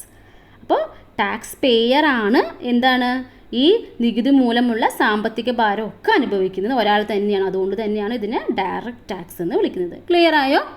ഇനി അടുത്ത് നോക്കി ഇതിൻ്റെ എക്സാമ്പിൾസ് ആണ്. മേജർ ഡയറക്റ്റ് ടാക്സ് ഇൻ ഇന്ത്യയിലുള്ള മേജർ ഡയറക്റ്റ് ടാക്സ് ആണ് പേഴ്സണൽ ഇൻകം ടാക്സ് ആണ്. It is the tax imposed on the income of the individuals. അപ്പോൾ ഒരാളുടെ ഇൻകമിൻ്റെ ബേസിൽ ചെയ്യുന്നതാണ് ഇൻകം ടാക്സ്. ഇൻകം ടാക്സ് നമ്മൾ കേട്ടിട്ടുണ്ടാവും അല്ലേ. അപ്പോൾ it is tax imposed on the income of the ഇൻഡിവിജ്വൽസിന് ഇൻകമിൻ്റെ ബേസിലുള്ള ടാക്സ് ആണ് income tax. The rate of tax increases as the income increases. Income കൂടുന്നതനുസരിച്ച് നമ്മൾ എന്തെങ്കിലും ടാക്സും കൂടുതൽ പേ ചെയ്യണം അല്ലേ. Income tax is applicable to the income that is above a certain limit. എല്ലാവർക്കും ഇൻകം ടാക്സ് കൊടുക്കണോ? വേണ്ട. ഒരു സർട്ടൺ ലിമിറ്റിൻ്റെ മുകളിലുള്ള ആൾക്കാർക്ക് മാത്രമേ ഇൻകം ടാക്സ് കൊടുത്താൽ മതി. In India the income tax is collected by the central government as per the income tax act 1961. ഇപ്പോൾ ഇന്ത്യയിൽ ഇൻകം ടാക്സ് കളക്ട് ചെയ്യുന്നത് ആരാണ്? സെൻട്രൽ ഗവൺമെൻറ് ആണ്. As per income tax act 1961. ഇപ്പോൾ ഇൻകം ടാക്സ് ആക്ട് എന്താണ് ഇന്ത്യയിൽ ആദായ നികുതി നിയമം പാസ്സാക്കിയത് ആരാണെന്ന് ചോദിക്കുകയാണെങ്കിൽ എപ്പോഴാണെന്ന് ചോദിച്ചാൽ 1961. അപ്പോൾ ഇൻകം ടാക്സ് ആക്ട് എപ്പോഴാണെന്ന് ചോദിച്ചാൽ 1961 അത് പ്രകാരമാണ് central government income tax collect ചെയ്യുന്നത്. ദെൻ അടുത്താണ് കോർപ്പറേറ്റ് ടാക്സ്. അപ്പോൾ ഇതൊക്കെ എന്താണ്? ഡയറക്റ്റ് ടാക്സിൻ്റെ എക്സാമ്പിളാണ് പേഴ്സണൽ ഇൻകം ടാക്സും കോർപ്പറേറ്റ് ടാക്സും ഒക്കെ. കോർപ്പറേറ്റ് ടാക്സ് എന്ന് പറയുമ്പോൾ എന്താണ്? This is the tax imposed on the net income or profit of the companies. അപ്പോൾ എന്താണ്? Profit of the companies. ഇപ്പോൾ കമ്പനികളുടെ ലാഭം അല്ലെങ്കിൽ നെറ്റ് ഇൻകമിന് ചുമത്തുന്നതാണ് അതിൽ ചുമത്തുന്നതാണ് നമ്മൾ ഈ കോർപ്പറേറ്റ് ടാക്സ് എന്ന് പറയുന്നത്. ഓക്കെ. ഇനി അടുത്താണ് ഇൻഡയറക്റ്റ് ടാക്സ്. അപ്പോൾ നമ്മൾ ഇൻഡയറക്റ്റ് ടാക്സ് പറയുമ്പോൾ നമുക്ക് ഏറ്റവും കൂടുതൽ പരിചയമുള്ള വാക്കാണ് GST അല്ലേ. അപ്പോൾ നമുക്ക് നോക്കാം. An important feature of the indirect tax is that the tax burden can be shifted from the person on whom it is imposed to another person. അതായത് ഒരാളിൽ ചുമത്തപ്പെടുന്ന നികുതിയുടെ ഭാരം മറ്റൊരാളിലേക്ക് കൈമാറ്റം ചെയ്യപ്പെടുന്നതിനെയാണ് പറയുന്ന പേരാണ് നമ്മൾ എന്ത് ഇൻഡയറക്റ്റ് ടാക്സ് എന്ന്. Okay, the tax burden can be shifted from the person on whom it is imposed to another person. അപ്പോൾ ഒരാൾ ചുമത്തപ്പെടുന്ന നികുതിയുടെ ഭാരം മറ്റൊരാളിലേക്ക് കൈമാറ്റം ചെയ്യപ്പെടുന്നതിന് പറയുന്ന പേരാണ് ഇൻഡയറക്റ്റ് ടാക്സ് എന്ന് പറയുന്നത്. ഓക്കെ അല്ലേ? അപ്പോൾ നമുക്കിതിൽ പഠിക്കേണ്ടത് എന്താണെന്ന് വെച്ച് കഴിഞ്ഞാൽ, with a view to simplify the indirect tax system and to introduce one tax across the country, goods and service tax was introduced by incorporating majority of the existing indirect taxes. The prevailing system will continue for those items that are not included in GST. അപ്പോൾ നമുക്കറിയാം ഇപ്പോൾ എന്താണ്, നമുക്കെല്ലാം ഒരു one tax system പോലെയാണല്ലോ G S ടിയിൽ വരുന്നത്. അപ്പോൾ ജി എസ് ടിനെ കുറിച്ചാണ് ഇവിടെ നമുക്ക് പഠിക്കാനുള്ളത്. അപ്പോൾ ജി എസ് ടിയുമായി ബന്ധപ്പെട്ട ക്വസ്റ്റ്യൻസ് നമുക്ക് എപ്പോഴും ചോദിക്കാറുള്ളതാണ് അല്ലേ. അപ്പോൾ ജി എസ് ടിയുടെ ഫുൾ ഫോം എന്താണ്? ഗൂഡ്സ് ആൻഡ് സർവീസ് ടാക്സ് ആണ്. Was introduced in India on 1 July 2017. അപ്പോൾ വർഷം പഠിച്ചു വെച്ചേക്കണം. 1 ജൂലൈ 2017 ഇൻട്രൊഡ്യൂസ് ചെയ്യുന്നത്. Merging different indirect taxes imposed by the central and state government. അപ്പോൾ സെൻട്രൽ ഗവൺമെൻറ്റും സ്റ്റേറ്റ് ഗവൺമെൻറ്റും ഇമ്പോസ് ചെയ്യുന്ന എല്ലാ ടാക്സസിനും മെർജ് ചെയ്തിട്ടാണ് ജി എസ് ടി വരുന്നത്. അപ്പോൾ taxes are levelled at different stages starting from the production and final consumption of goods and services. In each stage the tax is imposed on the value added, hence tax is collected only on the value addition. The tax paid in the earlier stages need not to be paid by the final consumer. GST registration is mandatory to the traders if the turnover is more than 20 lakh in a financial year. അപ്പോൾ ഒരു financial ഇയറിൽ more than 20 lakh turn over വരുന്നവർക്ക് G S T registration എന്താണ്, compulsory ആണെന്ന് പറയുന്നുണ്ടല്ലോ. അപ്പോൾ ഈ G S ടിയിൽ കുറേ സംഭവങ്ങൾ മേർജ് ചെയ്തിട്ടുണ്ട്. പറഞ്ഞത് ഏതൊക്കെയാണ്?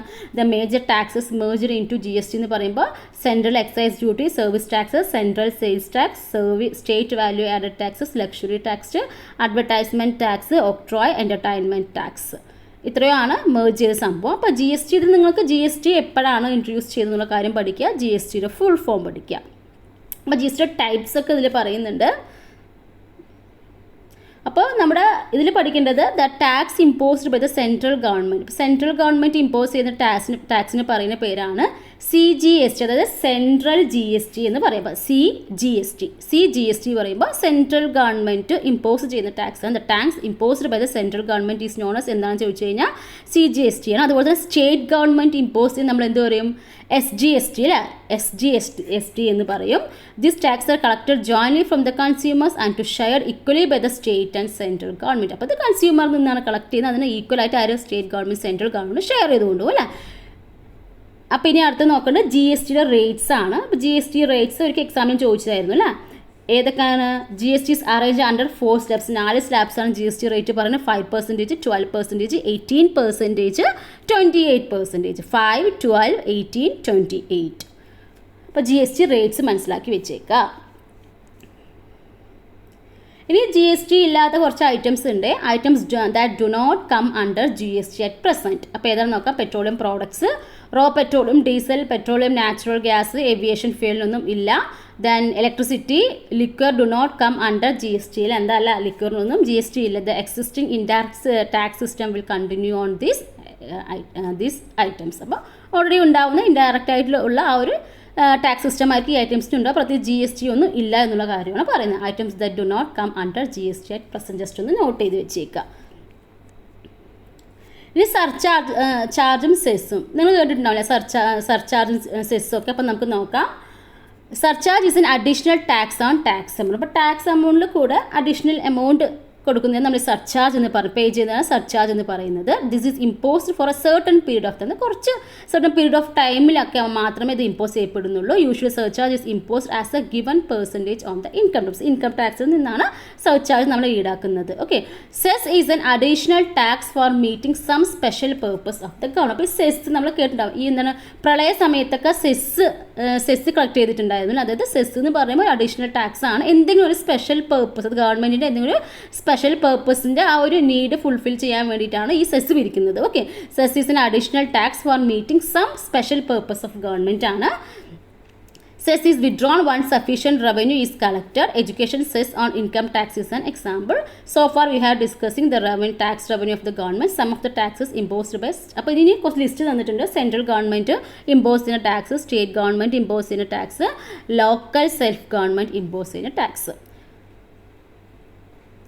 അപ്പോൾ ഏതൊക്കെയാണെന്ന് നോക്കുക. സെൻട്രൽ ഗവൺമെൻറ് ഏതാണ്? കോർപ്പറേറ്റ് ടാക്സും personal income tax, central GST, CGST, അതുപോലെ ഇൻ്റഗ്രേറ്റഡ് GST, IGST എല്ലാം സെൻട്രൽ ഗവൺമെൻറ് ടാക്സിൽ പെടുന്നതാണ്. ദെൻ സ്റ്റേറ്റ് ഗവൺമെൻറ്റിൽ വരുന്ന ഏതൊക്കെ? Land tax, stamp duty, state GST, local self ഗവൺമെൻറ്റിൽ പ്രോപ്പർട്ടി ടാക്സും പ്രൊഫഷണൽ ടാക്സും ലോക്കൽ സെൽഫ് ഗവൺമെൻറ്റിൽ വരുന്നതാണ്. അപ്പോൾ ജസ്റ്റ് ഒരു വട്ടം വായിച്ചു പോയാൽ മതിയേ. ഇനി source of non tax revenue, നമ്മൾ ഇത്രയും നേരം പഠിച്ചത് ടാക്സിനെ കുറിച്ച്, അതിൽ ഡയറക്റ്റ് ടാക്സ്, ഇൻഡയറക്റ്റ് ടാക്സ് ഒക്കെ പറഞ്ഞിട്ടാണ് വന്നത്. ഇനി നോൺ ടാക്സ് റവന്യൂ കൊണ്ടൊരു സംഭവം ഉണ്ട് അല്ലേ. അപ്പോൾ എന്താണ് നോൺ ടാക്സ് റവന്യൂ? നമ്മൾ എവിടെ നിന്നാണ് തുടങ്ങിയതെന്ന് അറിയാമോ? ഇവിടെ നിന്നാണ് തുടങ്ങിയത്. നമ്മൾ പബ്ലിക് റവന്യൂ എന്ന് പറഞ്ഞപ്പോൾ നമ്മൾ പറഞ്ഞു ടാക്സ് റവന്യൂ ഉണ്ട്, നോൺ ടാക്സ് റവന്യൂ ഉണ്ട്. ടാക്സിനെ കുറിച്ചാണ് ഇത്രയും നേരം നമ്മൾ ഡിസ്കസ് ചെയ്തത്. ഇനി നമ്മൾ നോൺ ടാക്സ് റവന്യൂ എഴുതിക്കുക എന്നുള്ള കാര്യം അത് സിമ്പിളാണ്. ഫീസായിട്ടും fine and penalties, grants, interest, profit ആയിട്ട് കിട്ടുന്നതാണ് നമ്മൾ നോൺ ടാക്സ് റവന്യൂ എന്ന് പറഞ്ഞു. ജസ്റ്റ് ഒന്ന് വായിച്ചത്, ഇത് പേര് കേൾക്കുമ്പോൾ നിങ്ങൾക്കറിയാം, പ്രത്യേകിച്ച് വായിച്ചു നോക്കേണ്ട കാര്യമൊന്നുമില്ല അല്ലേ. Fine and penalty, grants, interest, profit. ഇനി അടുത്തത് പബ്ലിക് ഡെപ്ത്. ഇതൊരിക്കൽ എക്സാമിൽ ചോദിച്ചിട്ടുണ്ട്. Public debts R loans taken by the government. എന്താണ് public depth? It's R the loans taken by the government ആണ്. Loans are available from within and outside the country. അപ്പം loans നമ്മുടെ കൺട്രീൻ്റെ അകത്തും outside the കൺട്രിയും available ആണ് ഗവൺമെൻറ്റിന്. These are known as internal depth and external depth respectively. അപ്പോൾ internal depth എന്ന് വെച്ച് കഴിഞ്ഞാൽ എന്താണ്? അകത്ത്, ഇൻസൈഡ് ദ കൺട്രി ആണ്. വിത്തിൻ ദ കൺട്രി ആണെങ്കിൽ അത് ഇൻറ്റേർണൽ ഡെപ്ത് ആണ്. Internal debts are the loans availed by the government from individuals and institution within the country. അപ്പോൾ രാജ്യത്തിൻ്റെ ഉള്ളിൽ എന്താണ്? ഗവൺമെൻറ്റിലോട്ട് ഇൻഡിവിജ്വൽസ് അല്ലെങ്കിൽ ഇൻസ്റ്റിറ്റ്യൂഷൻസോ ലോൺ പ്രൊവൈഡ് ചെയ്യുന്നതിനാണ് നമ്മൾ ഇൻറ്റേർണൽ ഡെപ്റ്റ്സ് എന്ന് പറയുന്നത്. എക്സ്റ്റേർണൽ വണ്ണം പുറത്ത്. External debts are the loans availed from foreign governments and international institution. അപ്പോൾ ഇൻ്റർനാഷണൽ ഇൻസ്റ്റിറ്റ്യൂഷൻസ് അല്ലെങ്കിൽ ഏതെങ്കിലും ഫോറിൻ ഗവൺമെൻറ്റ്സോ കൊടുക്കുന്നതാണ്, അവിടെ നിന്ന് അവൈലബിൾ ആയി കിട്ടുന്നതാണ് എക്സ്റ്റേർണൽ ഡെപ്റ്റ്സ് എന്ന് പറയുന്നത്.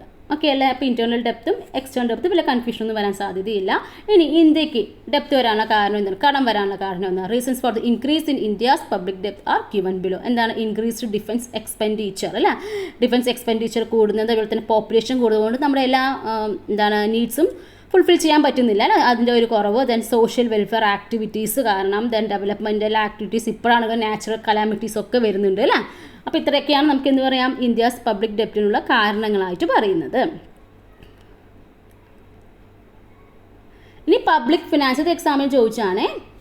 Public finance is the branch of economics that relates to public income, public expenditure and public debt. അപ്പോൾ dash is the branch of economics that relates to public income, public expenditure and public debt.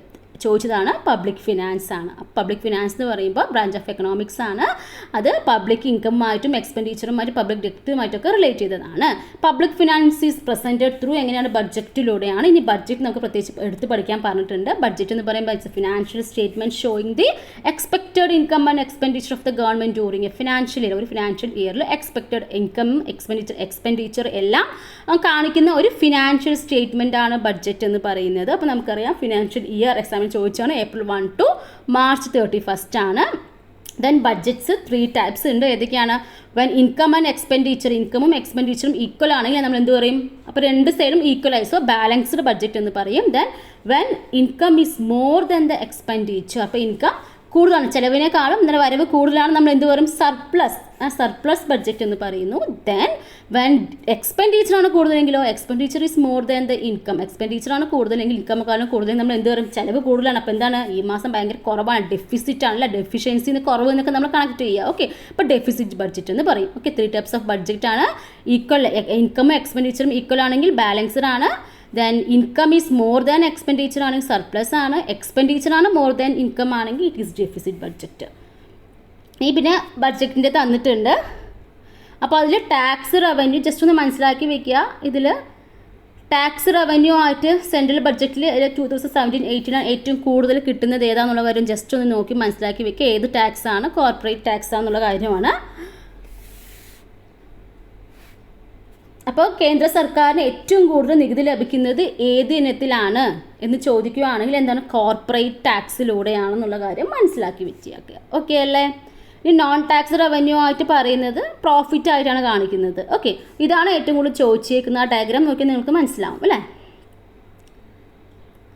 ഇനി അടുത്തത് ബാങ്കുമായി ബന്ധപ്പെട്ടതാണ്, financial institutions എന്ന് പറയുന്ന ചാപ്റ്ററാണ്. ഇതിൻ്റെ class ഞാൻ ഡീറ്റെയിൽഡ് ആയിട്ട് ചെയ്തിട്ടുണ്ട്. ഇതിലതുപോലെ ഇമ്പോർട്ടൻറ്റ് പോയിന്റ്സ് മാത്രമേ ഇട്ടിട്ടുള്ളൂ. അതിൻ്റെ ലിങ്ക് ഞാൻ ഡിസ്ക്രിപ്ഷനിലിടാം, ഒന്ന് കണ്ടേക്കണേ.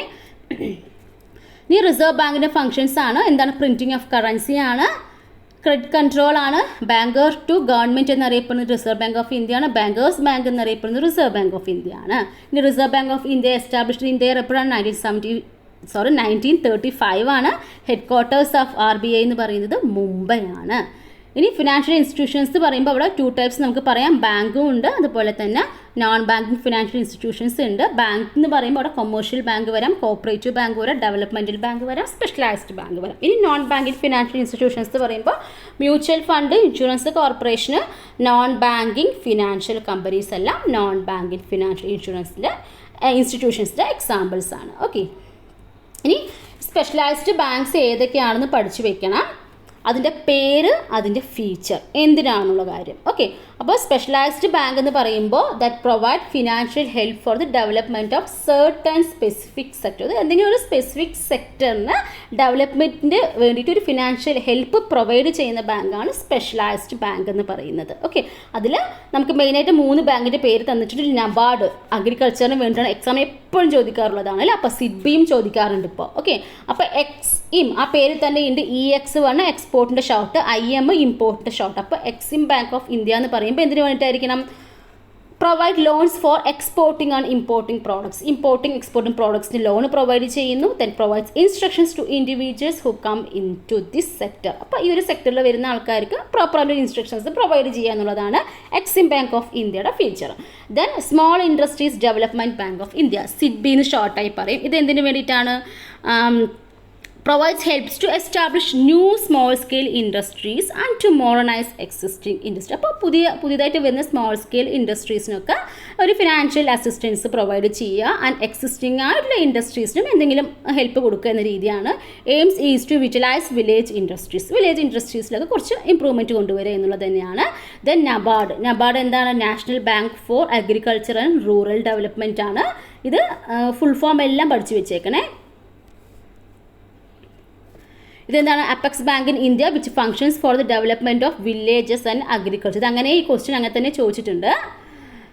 Dash in India which functions for the development of villages and അഗ്രികൾച്ചറും ചോദിച്ചിട്ടുണ്ട്. നബാർഡാണ്. Okay, unites all the banks which operates for the development of villages, provides financial assistance to agriculture, handicraft, small scale industries etcetera. അപ്പോൾ നബാർഡിൻ്റെ ഫംഗ്ഷനും കാര്യങ്ങളൊക്കെ പഠിച്ചു വെച്ചേക്കാം. ഇനി അടുത്തത് which is the India's first modern bank. India's first modern bank ഏതാണ്? Bank of Hindustan ആണ്.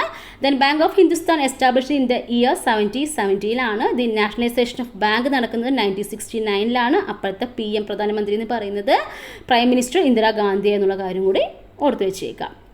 നാഷണലൈസേഷൻ നമുക്ക് രണ്ട് സമയത്താണ് നടന്നത്. ഒന്ന് 1969 ജൂലൈ 19 അപ്പോൾ 14 ബാങ്ക്സ് ആയിരുന്നു. പിന്നെ സെക്കൻഡ് നടന്നത് 1980 ഏപ്രിൽ 15 6 ബാങ്ക്സ് ആയിരുന്നു. പിന്നീട് 2 ബാങ്ക് കൂടി ഒന്നായിട്ട് എമർജ് ചെയ്തിട്ട് ലാസ്റ്റ് മൊത്തം എത്ര ചോദിച്ചാൽ 19 നാഷണലൈസ്ഡ് ബാങ്ക്സ് ആണ് ഇപ്പോൾ ഉള്ളത്. ഓക്കെ അല്ലേ?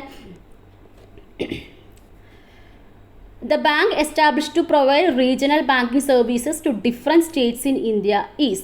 അപ്പോൾ ഏതാണ് ചോദിച്ചു കഴിഞ്ഞാൽ RRB ആണ്. മനസ്സിലാക്കി വെച്ചേക്കുക. The bank establish to provide regional banking services to. ഇപ്പോൾ ഇന്ത്യയിലെ ഡിഫറെൻറ്റ് സ്റ്റേറ്റ്സിനെല്ലാം റീജിയണൽ ആയിട്ടുള്ള ബാങ്കിങ് സർവീസസ് പ്രൊവൈഡ് ചെയ്യാൻ വേണ്ടിയിട്ടുള്ള ബാങ്ക് ഏതാണെന്ന് ചോദിച്ചു കഴിഞ്ഞാൽ RRB.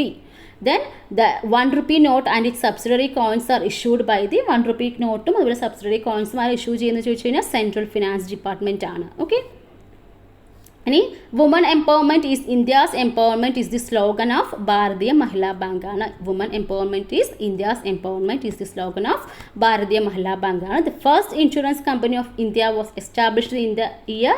എപ്പോഴാണ് ഫസ്റ്റ് ഇൻഷുറൻസ് കമ്പനി വരുന്നത്? 1818 ഇൻ കൊൽക്കത്തയിലാണ്. ദെൻ നമ്മുടെ KSFE എല്ലാവർക്കും അറിയാവുന്നതാണ്. KSFE is the major non banking financial company operating in India. അപ്പോൾ ഓപ്ഷൻസിൽ വേറെ ഏതെങ്കിലുമൊക്കെ ഓപ്ഷൻസ് തരാം. Dash is the major non banking financial company operating in India എന്ന് ചോദിക്കുകയാണ്. KSFE ഉണ്ടെങ്കിൽ KSFE തന്നെയാണ് ആൻസർ. ഓക്കെ അല്ലേ? ഇനി അടുത്തതാണ് the recently introduced bank for providing short term loans is Mudra bank. അപ്പോൾ റീസെൻ്റ്ലി ഇൻട്രൊഡ്യൂസ് ചെയ്തൊരു ബാങ്കാണ് മുദ്ര ബാങ്ക് എന്ന് പറയുന്നത്. It provides financial help to small scale entrepreneurs and micro financers. അപ്പോൾ മൈക്രോ ഫിനാൻസേഴ്സും സ്മോൾ സ്കെയിൽ ഇൻ്റർപ്രീനേഴ്സിനൊക്കെ ഫിനാൻഷ്യൽ ഹെൽപ്പ് പ്രൊവൈഡ് ചെയ്യുന്നതാണ് ഈ മുദ്ര ബാങ്കിലുള്ള മെയിൻ ഫംഗ്ഷൻ എന്ന് പറയുന്നത്. അപ്പോൾ നോമ്പൊക്കെയാണ്, അതുകൊണ്ട് ചിലപ്പോൾ എനർജി കുറച്ച് ഡൗൺ ആവാം. പിന്നെ നമ്മുടെ ക്ലാസ് കുറച്ച് പേർക്ക് അറിയായിരിക്കും. എഡിറ്റിംഗ് പറഞ്ഞ സംഭവം ഞാൻ ചെയ്യത്തില്ല. ഡയറക്റ്റായിട്ട് ക്ലാസ് എടുക്കുന്ന ഒരു ലൈവ് തന്നെയാണ്. അതുകൊണ്ട് ചിലപ്പോൾ എങ്ങാനും എനർജി ഒരു വേരിയേഷൻസ് ഒക്കെ വരാം. അപ്പോൾ ഒന്ന് ക്ഷമിക്കുക. ഓക്കെ, ഇനി അടുത്തത് നോക്കാം. Changing economic policies. അപ്പോൾ ചേഞ്ചിങ് എക്കണോമിക് പോളിസീസിലൂടെ ഇതിൽ പറയുന്നത് ഇനിയിപ്പോൾ ഗ്ലോബലൈസേഷൻ, ലിബറലൈസേഷൻ ആ സംഭവം അതിലോട്ടാണ് നമ്മൾ പോകുന്നത്. അപ്പോൾ നമ്മുടെ പ്രൈവറ്റ് നോക്കത് ഒന്ന് വായിച്ചിട്ട് നമുക്ക് പറയാം. അപ്പോൾ കുറച്ചും കൂടി ഈസി ആയിട്ട് കിട്ടും. Currently the private sector is encouraged in almost all countries in order to achieve economic growth. അപ്പോൾ നമ്മൾ ഇപ്പോൾ എന്താണ് പ്രൈവറ്റ് സെക്ടറിന് നമ്മൾ നല്ല രീതിയിൽ ഒരു എൻകറേജ്മെൻറ്റ് കൊടുക്കുന്നുണ്ട് എല്ലാ കൺട്രീസിലും. എന്തിനു വേണ്ടിയിട്ടാണ്? എക്കണോമിക് ഗ്രോത്ത് അച്ചീവ് ചെയ്യാൻ വേണ്ടിയിട്ടാണ്. So governments are willing to take certain measures to welcome private entrepreneurs and to attract foreign investors. അപ്പോൾ ഗവൺമെൻറ് ഒക്കെ എന്താണ് പുതിയ എങ്ങനെ പ്രൈവറ്റായിട്ട് വരുന്ന എൻ്റർപ്രീനേഴ്സിനൊക്കെ വെൽക്കം ചെയ്യുന്നുണ്ട്. എന്നതിന് വേണ്ടിയിട്ടാണ്. അതുപോലെ തന്നെ അതേസമയം നമ്മുടെ ഒരു എക്കണോമിക് ഗ്രോത്ത് ഡെവലപ്പ് ചെയ്യണം. സെയിം ടൈം ഫോറിനേഴ്സ് ഇൻവെസ്റ്റേഴ്സിനൊക്കെ അട്രാക്ട് ചെയ്യുന്നുണ്ട്. As a result of such economic policies there has been large scale transfer of capital, goods and services and technical know how across the border. അങ്ങനെ ഇതിൻ്റെ ഒരു ഭാഗമായിട്ട് ഇപ്പം നമ്മുടെ രാജ്യത്തൊക്കെ നമ്മുടെ border കടന്ന് സാധനങ്ങൾ, ഗൂഡ്സും സർവീസസും ടെക്നിക്കൽസ് എല്ലാം അങ്ങോട്ടും ഇങ്ങോട്ടും പാസ്സാവുന്നൊക്കെ ഉണ്ട്. അങ്ങനെ various new products are made available in the market. അങ്ങനെ നമ്മുടെ മാർക്കറ്റിൽ എല്ലാ ടൈപ്സ് പ്രോഡക്ട്സും നമുക്ക് അവൈലബിൾ ആണ്. For example, earlier only a few models of cars are available in the Indian market. അതിലൊരു എക്സാമ്പിൾ പറയുന്നത് മുമ്പൊക്കെ നമ്മുടെ ഇന്ത്യൻ മാർക്കറ്റിൽ ഒരു കുറച്ച് മോഡൽസ് ഓഫ് കാർസ് മാത്രമേ അവൈലബിൾ ആയിരുന്നുള്ളൂ. But now the market is flooded with varieties of model from different companies. ഇപ്പോഴാണ് നമ്മുടെ മാർക്കറ്റിൽ different companies different models of cars എല്ലാം അവൈലബിൾ ആണ് അല്ലേ. അപ്പോൾ അതുപോലെ തന്നെ മൊബൈൽ ഫോണിൻ്റെ കാര്യം കൂടി പറയുന്നുണ്ട് അല്ലേ. മൊബൈൽ ഫോൺ നമുക്ക് പണ്ട് ഒരു 1-2 മാത്രമായിരുന്നു അല്ലേ. ഇപ്പോഴാണെങ്കിലും എത്ര കമ്പനികളാണ്, നമുക്ക് അറിയാത്ത കുറേ കമ്പനികളുണ്ട് അല്ലേ. അപ്പോൾ അങ്ങനെ ഒത്തിരി സംഭവം നമുക്ക് അവൈലബിൾ ആവുന്ന കാര്യം പറയുന്നു. കാരണം അത്രയും നമുക്ക് പ്രൈവറ്റ് സെക്ടേഴ്സിനൊക്കെ അത്രയും നമ്മൾ ഇമ്പോർട്ടൻസ് കൊടുക്കാൻ തുടങ്ങി. അതിലൂടെ നമ്മുടെ നമ്മൾ എക്കണോമിക് ഗ്രോത്ത് അച്ചീവ് ചെയ്യാൻ വേണ്ടി നമ്മൾ പ്രൈവറ്റൈസേഷൻ അല്ലെങ്കിൽ പ്രൈവറ്റ് എൻ്റർപ്രീനേഴ്സിനൊക്കെ ഇമ്പോർട്ടൻസ് കൊടുക്കുന്നു എന്നാണ്. Though India use to maintain a strong public sector and control foreign trade. Of late, the economic policies have undergone a change. Measures to attract foreign capital and to strengthen foreign trade have been taken. The measures which started official 1999 resulted in liberalization, privatization and globalization. അങ്ങനെ നമ്മളിങ്ങനെ നമ്മൾ പുതിയ economic policies എല്ലാം വരുവാണ്. നമ്മളെ foreign കൺട്രീസൊക്കെ ഉള്ള സാധനങ്ങൾ ഇങ്ങോട്ട് വരും, അങ്ങനത്തെ ട്രേഡ് അങ്ങനത്തെ കാര്യങ്ങളൊക്കെ ഡെവലപ്പ് ചെയ്യാൻ വേണ്ടി നമുക്ക് പുതിയ പോളിസീസ് എല്ലാം കൊണ്ടുപോകുന്നു. അതിൻ്റെ ഭാഗമായിട്ടാണ് ഒഫീഷ്യലി 1991 ലിബറലൈസേഷൻ, പ്രൈവറ്റൈസേഷൻ, ഗ്ലോബലൈസേഷൻ എന്ന് പറഞ്ഞ കൺസെപ്റ്റ് LPG എന്ന് പറയുന്നതെല്ലാം വരുന്നത്. അപ്പോൾ അതൊക്കെ കുറിച്ച് നമുക്ക് നോക്കാം. ലിബറലൈസേഷൻ എന്താണ്, പ്രൈവറ്റൈസേഷൻ, അതൊക്കെ ജസ്റ്റ് ഇതിൽ കുറച്ച് കാര്യങ്ങളുണ്ട്. അല്ലാതെ ഒരു ഷോർട്ട് നോട്ട്സ് ഉണ്ട്, അതും കൂടി തന്നെ കുറച്ചും കൂടി ഈസി ആയിട്ട് മനസ്സിലാവും. Okay, liberalization implies the relaxation of the government control and influence over the economic activities in a country. അപ്പോൾ ലിബറലൈസേഷൻ എന്ന് പറയുമ്പോൾ രാഷ്ട്രത്തിൻ്റെ സാമ്പത്തിക പ്രവർത്തനങ്ങളിലുള്ള സർക്കാരിൻ്റെ നിയന്ത്രണങ്ങളും സ്വാധീനവും പരിമിതപ്പെടുത്തലാണ് ഈ ലിബറലൈസേഷൻ എന്ന് വെച്ച് കഴിഞ്ഞാൽ ഉദ്ദേശിക്കുന്നത്. The process of liberalisation was started in India in 1985. ഇപ്പോൾ ലിബറലൈസേഷൻ എന്ന് പറയുന്ന ഒരു പ്രോസസ്സ് സ്റ്റാർട്ട് ചെയ്യുന്നത് 1985 ഇന്ത്യയിൽ. അപ്പോൾ എന്താ ഉദ്ദേശിക്കുന്നത്? Relaxation of the government control and influence over the economic activities in a country. അപ്പോൾ ഒരു രാജ്യത്തിൻ്റെ എക്കണോമിക് ആക്ടിവിറ്റീസിൽ ഗവൺമെൻറ്റിൻ്റെ കൺട്രോളും ഇൻഫ്ലുവൻസും എല്ലാം തന്നെ ഒരു ലിമിറ്റ് ആക്കുക അല്ലെങ്കിൽ റിലാക്സ് ചെയ്യുക, കുറച്ച് ഒന്ന് വിട്ടു നിൽക്കുക എന്ന രീതിയാണ്. ഓക്കെ, അവിടെ കുറേ ഇളവുകളും കാര്യങ്ങളൊക്കെ ഇവിടെ വരുന്നുണ്ട് ലിബറലൈസേഷനിൽ. ഓക്കെ, അത് 1985 ഇത് സ്റ്റാർട്ട് ആവുന്നത്. ഇനി ഈ ഒരു ലിബറലൈസേഷൻ്റെ ഭാഗത്ത് വന്ന ശേഷം ഉണ്ടായ കുറച്ച് ചേഞ്ചസ് ആണ് relaxation of control in setting of industries. അപ്പോൾ നമ്മുടെ ഗവൺമെൻറ് കൺട്രോൾ, ഇൻഡസ്ട്രി സെക്ടറുമായി ബന്ധപ്പെട്ട ഗവൺമെൻറ് കൺട്രോളിലൊക്കെ ഒന്ന് റിലാക്സേഷൻ വരുവാണ്. Reduction of important tariff and tax. അപ്പോൾ താരിഫും ഇമ്പോർട്ട് താരിഫും ടാക്സും എല്ലാം റിഡ്യൂസ് ആവുന്നുണ്ട്. ചേഞ്ചസ് ഇൻ ഫോറിൻ എക്സ്ചേഞ്ച് റൂൾസിലെല്ലാം മാറ്റങ്ങൾ കൊണ്ടുവന്ന് as a result of liberalisation ഇതിലൊക്കെ മാറ്റങ്ങൾ വന്നു എന്നാണ് പറയുന്നത്. ദെൻ എബോളിഷൻ ഓഫ് മാർക്കറ്റ് കൺട്രോളിൽ ഒരു മാറ്റം, അതായത് അവിടെ ഒരു ഫുള്ളി കൺട്രോൾ ഗവൺമെൻറ് എന്ന രീതിയൊക്കെ മാറുവാണ് അവിടെ. Permission of foreign investment in many sectors. അപ്പോൾ ഇവിടെ അതുകൊണ്ട് തന്നെ ഈ ഫോറിൻ എക്സ്ചേഞ്ച് റൂൾസിലെല്ലാം മാറ്റങ്ങൾ കൊണ്ടുവന്നത് മൂലം എന്ത് സംഭവിക്കുകയാണ്? നമ്മുടെ ഫോറിൻ ഇൻവെസ്റ്റ്മെൻറ്റ്, നമ്മുടെ മെനി സെക്ടേഴ്സിൽ ഫോറിൻ ഇൻവെസ്റ്റ്മെൻറ്റ് പെർമിഷൻ കിട്ടുകയാണ്. Permission of foreign investment in many sectors reduced the role of government in the basic industries and basic infrastructure development. അപ്പോൾ ഗവൺമെൻറ്റിൻ്റെ റോള്, അതായത് ബേസിക് ഇൻഡസ്ട്രീസും അതുപോലെ തന്നെ ബേസിക് ഇൻഫ്രാസ്ട്രക്ചർ ഡെവലപ്മെൻറ്റിൻ്റെ എല്ലാം ഗവൺമെൻറ്റിൻ്റെ റോൾ അവിടെ എന്താണ്, റെഡ്യൂസ്ഡ് ആവുകയാണ്. Apart from these government intervention in some sectors has declined as a part of liberalisation. അപ്പോൾ ലിബറലൈസേഷൻ്റെ ഭാഗമായിട്ട് ചില സെക്ടേഴ്സിൽ ഗവൺമെൻറ്റിൻ്റെ ഇൻ്റർവെൻഷൻ എന്താണ്, വളരെ കുറയുകയാണ്. അത് കാരണം എന്താണ്, ഇപ്പോൾ ഗവൺമെൻറ്റിൻ്റെ ഇൻ്റർവെൻഷൻ കുറയുകയാണ്, അതിന് പകരം പുതിയ ആരെങ്കിലും വരും. ദാറ്റ് മീൻസ് അവിടെ പ്രൈവറ്റ് സെക്ടേഴ്സിന് സിഗ്നിഫിക്കൻസ് കാണാൻ തുടങ്ങി അല്ലേ. This has result in the increased significance of the private sector. അങ്ങനെ പ്രൈവറ്റ് സെക്ടറുടെ ഇൻക്രീസ്ഡ് ആയിട്ടുള്ള സിഗ്നിഫിക്കൻസ് കാണപ്പെടുന്നുണ്ട്. അപ്പോൾ ഇതാണ് ലിബറലൈസേഷൻ്റെ ഒരു റിസൾട്ട് അല്ലെങ്കിൽ ചേഞ്ചസ് വന്നത്. ഓക്കെ അല്ലേ. അപ്പോൾ ലിബറലൈസേഷൻ എന്താണെന്നുള്ള കാര്യം ഈ ഒരു ലൈന് മാത്രം നിങ്ങൾക്ക് മതി, എപ്പോഴാണ് സ്റ്റാർട്ടായെന്നുള്ള കാര്യം, അതിൻ്റെ ഭാഗമായിട്ട് വന്ന മാറ്റങ്ങൾ. ഇനി അതുപോലെ തന്നെ അബോളിഷൻ ഓഫ് മാർക്കറ്റ്, ആ ഒരു സംഭവം തന്നെയാണ്, ക്ലിയർ ആയില്ലെങ്കിലോ എന്ന് പറഞ്ഞിട്ട് ഇവിടെ തന്നേക്കുവാണ്. ഇനി അടുത്താണ് പ്രൈവറ്റൈസേഷൻ. അപ്പോൾ അങ്ങനെ കുറേ പ്രൈവറ്റ് സംഭവങ്ങളൊക്കെ വന്നു എന്ന് പറയുന്നുണ്ടല്ലോ. In India many private public sector enterprises have been privatised since 1991. അങ്ങനെ 1991 കാലഘട്ടത്താകുമ്പോഴേക്കും എന്താണ്, കുറേ പബ്ലിക് സെക്ടേഴ്സ് ആയിട്ടുള്ള എൻ്റർപ്രൈസസ് എല്ലാം എന്താണ്, പ്രൈവറ്റൈസ്ഡ് ആവുകയാണ്. മാരുതി ഉദ്യോഗ് ലിമിറ്റഡും modern food industries limited are the examples of enterprises that have been privatised. Privatised ആയ 2-3 സംഭവങ്ങളുടെ എക്സാമ്പിളായിട്ട് തന്നിരിക്കുന്നത്. Then the shares of many public sector enterprises were sold off. അങ്ങനെ പബ്ലിക് എൻ്റർപ്രൈസസ് എല്ലാം എന്താണ്, കുറേയൊക്കെ ഷെയർസ് എല്ലാം വിൽക്കുകയാണ്, സോൾഡ് ചെയ്യാണ്. In India privatisation of public sector enterprises and trading of their shares are handled by the department of disinvestment under the ministry of finance. അപ്പോൾ ഇന്ത്യയിൽ ഈ പൊതുമേഖലാ സ്ഥാപനങ്ങളുടെ സ്വകാര്യവൽക്കരണം, ദാറ്റ് ഈസ് അതിൻ്റെ ഒരു പ്രൈവറ്റൈസേഷനും ഒക്കെ അവയുടെ ഓഹരി വിപണിയും അതുപോലെ അങ്ങനത്തെ കാര്യങ്ങളെല്ലാം കൈകാര്യം ചെയ്യുന്നത്, ഹാൻഡ് ഓവർ ചെയ്യുന്നത് ആർക്കാണ്, department of disinvestment under the ministry of ഫിനാൻസിലേക്കാണ് ഹാൻഡ് ഓവർ ചെയ്യുന്നുള്ള കാര്യമാണ്. Okay, the private sector has been given access to several areas which were earlier under the control of the government. അങ്ങനെ private sector വന്നതോടുകൂടി എന്താണ്, government കൺട്രോളുള്ള കാര്യങ്ങളെല്ലാം തന്നെ എന്താണ്, private sector access ചെയ്യാൻ തുടങ്ങുകയാണ്. The process of the private sector can be actively fight in roads, electricity, communication, bank, basic industries etcetera. അപ്പോൾ ഈ പ്രൈവറ്റ് സെക്ടറിൻ്റെ പ്രസൻസ് എല്ലാവരും ആക്റ്റീവായിട്ട് കാണപ്പെടുകയാണ്, റോഡ് നിർമ്മാണത്തിലും ഇലക്ട്രിസിറ്റിയിലും കമ്മ്യൂണിക്കേഷനിലും ബേസിക് ഇൻഡസ്ട്രീസിലും എല്ലാം. The working of the private sector can be seen through likes BOT and PPP. അത് BOT പറഞ്ഞാൽ build operate and ട്രാൻസ്ഫറും, PPP പറഞ്ഞാൽ പബ്ലിക് പ്രൈവറ്റ് പാർട്ട്ണർഷിപ്പ് ഭാഗത്തൊക്കെ നമുക്ക് കാണാൻ കഴിയുമെന്നാണ്. Privatisation strengthened as a result of many new sectors being brought in to the market. അപ്പോൾ privatisation strengthen ആയതോടുകൂടി നമ്മുടെ മാർക്കറ്റിൽ പുതിയ ന്യൂ സെക്ടേഴ്സ് എല്ലാം വന്നു തുടങ്ങി എന്നാണ് പറയുന്നത്. ഓക്കെ, ഇത് BOT വെച്ച് കഴിഞ്ഞാൽ ബിൽഡ് ഓപ്പറേറ്റ് ആൻഡ് ട്രാൻസ്ഫർ എന്താണെന്ന് നോക്കാം നമുക്ക്.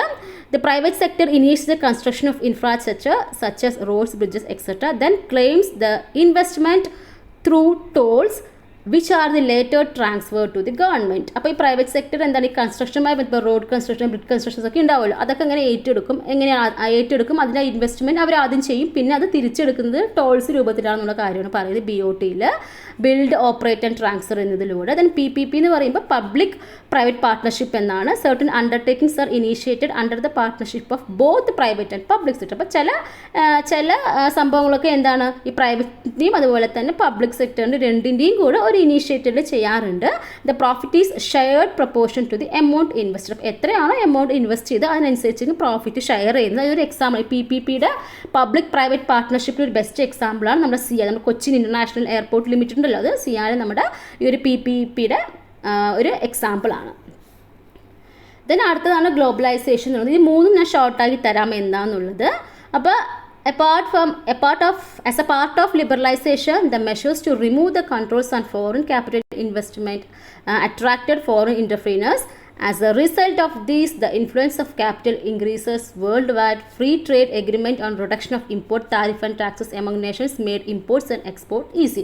അപ്പോൾ നമ്മുടെ ഈ ലിബറലൈസേഷൻ്റെ ഒക്കെ ഭാഗമായിട്ട് എന്ത് ചെയ്യുന്നുണ്ട്, കുറേ എല്ലാവർക്കും ഫ്ലെക്സിബിൾ ആയിട്ടുള്ള വേൾഡ് വൈഡ് ആയിട്ടുള്ള ഫ്ലെക്സിബിൾ ആയിട്ടുള്ള കുറേ എഗ്രിമെൻറ്റ്സും കാര്യങ്ങളെല്ലാം കൊണ്ടുവരുന്നുണ്ട്. അപ്പോൾ അതുമൂലം എന്താണ്, നമ്മുടെ ട്രേഡ് എല്ലാം കുറച്ചും കൂടി ഈസി ആവുകയാണ്, എക്സ്പോർട്ട് ഇമ്പോർട്ട്സ് എല്ലാം കുറച്ചും കൂടി ഈസി ആവുകയാണ്. Globally there have been increase in the free flow of labour and transfer of technology. അപ്പോൾ അതുകൂടി ഗ്ലോബലി മൊത്തത്തിൽ എന്താവാണ്, ഗ്ലോബലി ഇവിടെ ലേബേഴ്സിന് ഒരു ഫ്രീ ഫ്ലോവും അതുപോലെ തന്നെ ടെക്നോളജിയുടെ ട്രാൻസ്ഫറും എല്ലാം അവിടെ സംഭവിക്കുന്നുണ്ട്. Subsequently all the goods and services of all countries have become available in all box. അപ്പോൾ ഇതിൻ്റെ ഒരു ഭാഗമായിട്ട് എല്ലാ ഗുഡ്സ് ആൻഡ് സർവീസും എല്ലാ കൺട്രീസിലുള്ള എല്ലാ ഗുഡ്സ് ആൻഡ് സർവീസ് എല്ലാം എന്താണ് മിക്കവാറും ഉള്ള സംഭവം എല്ലാം നമുക്ക് അവൈലബിൾ ആയിട്ട് കിട്ടുവാണ്. It has to a situation where world has become a single market എന്ന് വെച്ച് കഴിഞ്ഞാൽ ഈ ഗ്ലോബലൈസേഷൻ വെച്ച് മെയിൻ കൺസെപ്റ്റ് അത് തന്നെയാണ്. വേൾഡിനെ ഒരു സിംഗിൾ മാർക്കറ്റ് ആയിട്ടാണ് കാണുന്നത്. അപ്പോൾ എല്ലാം എവിടെയും കിട്ടുന്ന രീതിയാണ്. Okay, market friendly economic policies lead to better relationship among countries. അപ്പോൾ ഇങ്ങനെ ട്രേഡൊക്കെ ഈസിയാക്കുന്ന സമയത്ത് ഈ കൺട്രീസ് തമ്മിൽ കുറേ എക്കണോമിക് പോളിസീസ് എല്ലാം ഉണ്ടാകും. അതൊക്കെ എങ്ങനെയായിരുന്നു, മാർക്കറ്റ് ഫ്രണ്ട്ലി എക്കണോമിക് പോളിസീസ് എല്ലാം കൊണ്ടുവന്നു. അതെന്താണ്, ആ കൺട്രീസ് തമ്മിലുള്ള റിലേഷൻസ് ബെറ്റർ ആക്കാൻ സഹായിച്ചു എന്നതാണ്. Thus globalisation is the economic integration and interdependence of nations as a result of free flow of capital, labor, goods and services and exchange of technology irrespective of boundaries. അപ്പോൾ ഈ ഗ്ലോബലൈസേഷനിലൂടെ എന്താണ് ഒരു economic integration ആണ് നടക്കുന്നത്. എന്താണ്, and interdependence of Nations. അപ്പോൾ ഈ രാജ്യങ്ങൾ തമ്മിൽ ഒരു നല്ല രീതിയിൽ ഇൻ്റർഡിപ്പെൻഡൻസ് അവിടെ എക്സിസ്റ്റ് ചെയ്യുന്നുണ്ട്. അതിലൂടെ ഒരു ഫ്രീ ഫ്ലോ ഓഫ് ക്യാപിറ്റൽ നല്ല ഒരു ഫ്രീ ഫ്ലോ ആയിട്ട് നടക്കുന്നുണ്ട്. ലേബറും അതുപോലെ തന്നെ ഗൂഡ്സും സർവീസസും അതുപോലെ എക്സ്ചേഞ്ച് ഓഫ് ടെക്നോളജിയും എല്ലാം ഇവിടെ ഒരു പ്രത്യേകിച്ച് ഒരു ബോർഡർ ഒന്നുമില്ല, എല്ലാവരും ഇൻറ്റഗ്രേറ്റഡ് ആയിട്ടാണ് കാണുന്നത് എന്നാണ് ഗ്ലോബലൈസേഷൻ ഒരു മെയിൻ ആയിട്ടുള്ള പോയിന്റ്. ഇപ്പോൾ ഗ്ലോബലൈസേഷൻ എന്ന് പറയുമ്പോൾ അവിടെ ഒരു സിംഗിൾ മാർക്കറ്റ് ആയിട്ടാണ് കാണുന്നത്. Where world has become a single market ആണ് ഗ്ലോബലൈസേഷൻ്റെ മെയിനായിട്ട് വരുന്ന ഒരു കാര്യം. Okay, towards the end of the 20th century developments in computer, mobile phones, internet etcetera helped in improved communication. അപ്പോൾ നമുക്കറിയാം ഈ 20th century അവസാനത്തോടു കൂടി കമ്പ്യൂട്ടർ, മൊബൈൽ ഫോൺസും ഇൻ്റർനെറ്റും എല്ലാം എന്ത് ചെയ്തു, നമ്മുടെ കമ്മ്യൂണിക്കേഷനെ ഒന്നും കൂടി ഇംപ്രൂവ് ചെയ്തു അല്ലേ. Container ships, flights, bullet trains etcetera contribute the fast means of transportation. അപ്പോൾ ഈ കൺട്രീസും തമ്മിലുള്ള ട്രാൻസ്പോർട്ടേഷനൊക്കെ പിന്നെ ഒന്നുകൂടി ഈസിയായി ഇല്ല, കണ്ടെയ്നർ ഷിപ്സും ഫ്ലൈറ്റ്സിലൂടെയൊക്കെ. These changes help globalisation. ഈ ഒരു ചേഞ്ചസ് എല്ലാം ഗ്ലോബലൈസേഷനെ ഹെൽപ്പ് ചെയ്തു എന്നുള്ള കാര്യമാണ് പറയുന്നത്. ഇനി ഫോറിൻ ക്യാപിറ്റൽ ഇൻവെസ്റ്റ്മെൻറ്റ് വെച്ച് കഴിഞ്ഞാൽ എന്താണെന്നൊന്ന് മനസ്സിലാക്കി വച്ചേക്കുക. It is the investment of the capital of one country in another country's land, company, share, bond, bank, deposit, etc. Foreign capital investment ആ പേരിൽ തന്നെയുണ്ട്. ഇതൊരു ഇൻവെസ്റ്റ്മെൻ്റ് ആണ്. എന്താണ്, ഓഫ് ദ ക്യാപിറ്റൽ ഓഫ് ഒരു കൺട്രിയുടെ ക്യാപിറ്റൽ നമ്മൾ വേറൊരു കൺട്രിയിൽ അത് ലാൻഡായിട്ടോ ഷെയർ ആയിട്ടോ ഒക്കെ ചെയ്ത് ഇൻവെസ്റ്റ് ചെയ്യുന്ന ഡെപ്പോസിറ്റ് അല്ലെങ്കിൽ ബാങ്ക് ഡെപ്പോസിറ്റ് ആയിട്ടോ ഇൻവെസ്റ്റ് ചെയ്യുന്ന ഫോറിൻ ക്യാപിറ്റൽ ഇൻവെസ്റ്റ്മെൻറ്റ് എന്ന് പറയുന്നത്. അപ്പോൾ ഇങ്ങനെ ഗ്ലോബലൈസേഷൻ സ്ട്രെങ്തൻ ആയതുകൂടി മെനി ഡെവലപ്പിംഗ് കൺട്രീസ് എന്താണ് could not enjoy its beneficial owing to insufficient capital and technology. അപ്പോൾ ഒരു എന്താണ് ഗ്ലോബലൈസേഷൻ എന്ന് പറയുമ്പോൾ ഒത്തിരി നല്ല എന്താണ് ക്യാപിറ്റൽ ആൻഡ് ടെക്നോളജി വേണമല്ലോ. അപ്പോൾ ചില കൺട്രീസിൽ നിന്ന് എന്താണ് many developing countries could not enjoy its benefits owing to insufficient capital and technology. അപ്പോൾ ക്യാപിറ്റലും ടെക്നോളജിയും ഇൻസഫീഷ്യൻ്റ് ആയതുകൊണ്ട് ചില കൺട്രീസ് ഒന്നും എന്ത് ചെയ്യാൻ പറ്റില്ല, ഈ ഒരു ഗ്ലോബലൈസേഷൻ്റെ ആ ഒരു ബെനിഫിറ്റ് എൻജോയ് ചെയ്യാൻ സാധിച്ചില്ല. As a result the government of such countries are willing to reduce their control to a large extent so as to attract foreign capital investment. അങ്ങനെ കുറേ ന്യൂ എക്കണോമിക് പോളിസീസ് എല്ലാം വരുവാണ്. New economic policies which completely disregard government control are known as neo liberalisation. International financial institutions, IMF, World Bank play a significant role in enforcing globalisation policies. അപ്പോൾ അതായത് ഈ ഒരു സാമ്പത്തിക പ്രതിസന്ധിയുള്ള രാജ്യങ്ങളെ സഹായിക്കാനായി നിലവിൽ വന്ന സ്ഥാപനമായിരുന്നു ഈ IMF ഒക്കെ പറയുന്നത്. Okay, the growth of multinational companies and the formation of the World Trade Organisation has strengthened the globalisation. അപ്പോൾ ഈ വേൾഡ് ട്രേഡ് ഓർഗനൈസേഷനും IMF ഒക്കെയാണ് ഈ ഗ്ലോബലൈസേഷൻ എന്ത് ചെയ്ത് സ്ട്രെങ്തൻ ചെയ്തത് എന്നുള്ളതാണ്. ഇനി വേൾഡ് ട്രേഡ് ഓർഗനൈസേഷൻ എന്താണെന്നുള്ളതാണ്. അപ്പോൾ വേൾഡ് ട്രേഡ് ഓർഗനൈസേഷൻ എന്താ, ട്രേഡിന് വേണ്ടിയിട്ടാണ് അല്ലേ. അപ്പോൾ ഈ ഗ്ലോബലൈസേഷൻ എന്ന് പറയുമ്പോൾ തന്നെയാണ് ഓരോരോ രാജ്യത്ത് നിന്ന് വേറൊരു രാജ്യത്തേക്ക് ട്രേഡാണ് മെയിൻ അവിടെ കൺസെപ്റ്റായിട്ട് വരുന്നത്. സോ അതിനൊക്കെ കുറച്ചും കൂടി ഈസിയാക്കാൻ വേണ്ടിയിട്ടുള്ള കുറേ കാര്യങ്ങളാണ് ഈ വേൾഡ് ട്രേഡ് ഓർഗനൈസേഷനിലൂടെ പറയുന്നത് അല്ലേ. Efforts are made to find ways to do away with the restrictions in the world trade. അപ്പോൾ വേൾഡ് ട്രേഡ് കുറച്ചും കൂടി ഈസി ആക്കാൻ വേണ്ടിയിട്ടാണ് വേൾഡ് ട്രേഡ് ഓർഗനൈസേഷൻസ് എല്ലാം വരുന്നത്. These efforts strengthen with establishment of world Trade organisation. അപ്പം ഇതിൻ്റെ ഒരു ഭാഗമായിട്ടാണ് വേൾഡ് ട്രേഡ് ഓർഗനൈസേഷൻ വരുന്നത്. അതിൻ്റെ ഹെഡ് ക്വാർട്ടേഴ്സ് എവിടെയാണ്, ജനീവയാണ്. എപ്പോഴാണ്, 1 January 1995.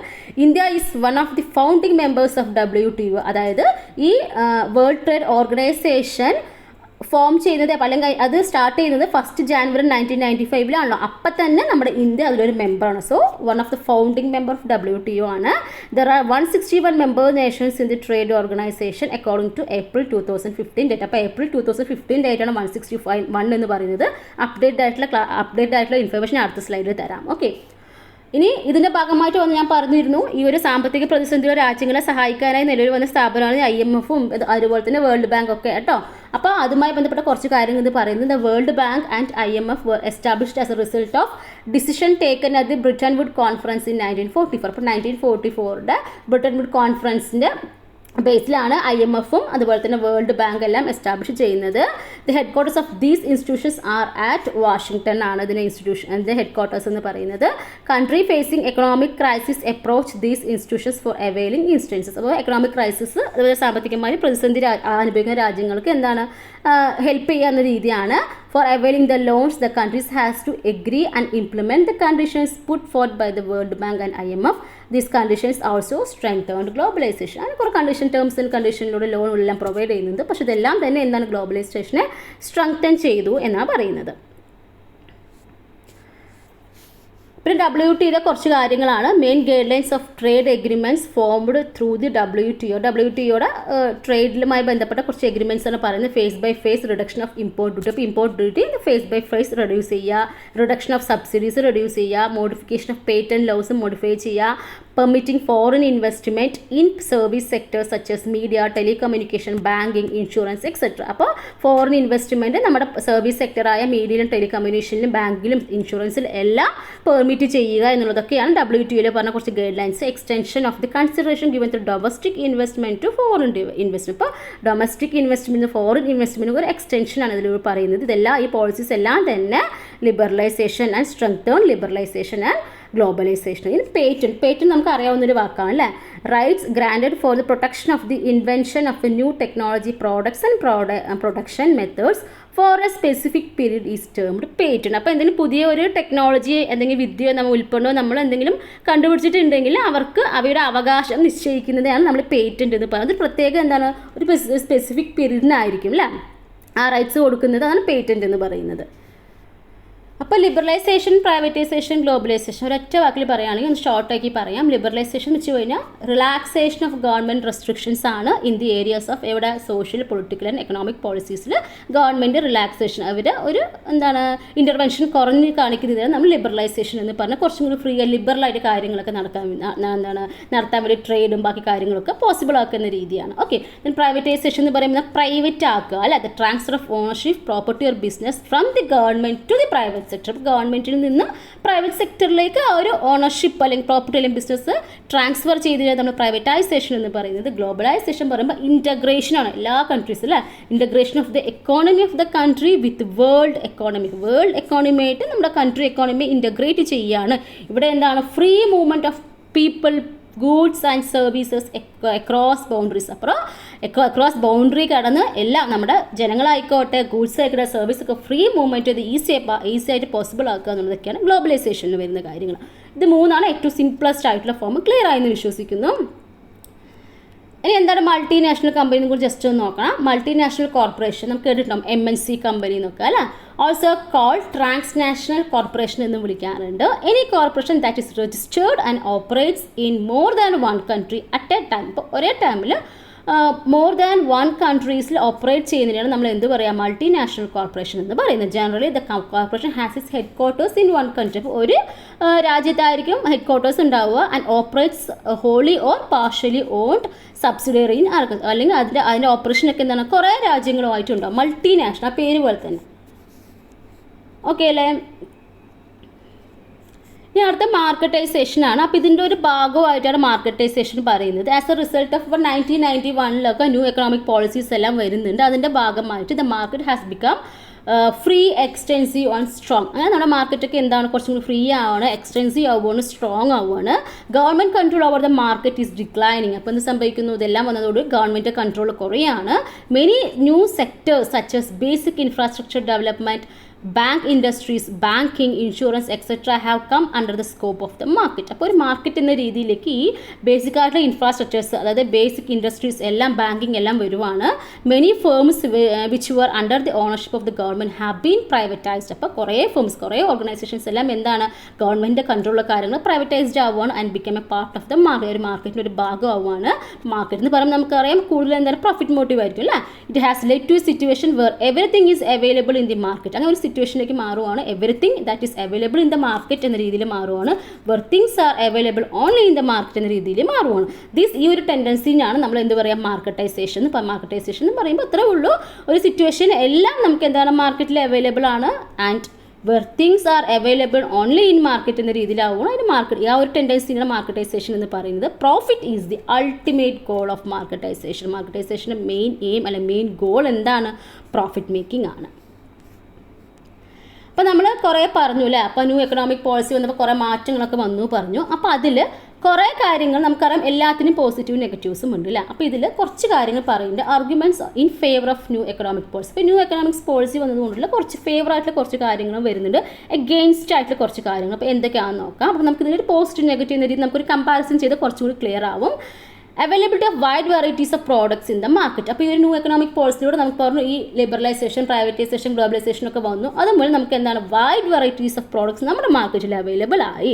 Then most advanced technology അല്ലേ, ability to use the most advanced technology നമുക്ക് യൂസ് ചെയ്യാൻ സാധിച്ചു. Then fall in price due to increased കുറേ കോമ്പറ്റീഷൻ ആയതുകൊണ്ട് സാധനങ്ങളുടെ വില കുറഞ്ഞു, ഫോൾ ഇൻ പ്രൈസ് സംഭവിക്കുന്നുണ്ട്. ദെൻ ഇത് നമുക്ക് പോസിറ്റീവായിട്ട് പറയാവുന്ന കാര്യമാണ്. ഇൻക്രീസ് ഇൻ എക്സ്പോർട്ടിൽ കൂടിക്കാൻ ഇവിടെ കുറേ അഡ്വാൻസ്ഡ് ടെക്നോളജി ഒക്കെ വരുന്ന സമയത്ത് ഓഫ് കോഴ്സ് എന്ത് എക്സ്പോർട്ടും കൂടും.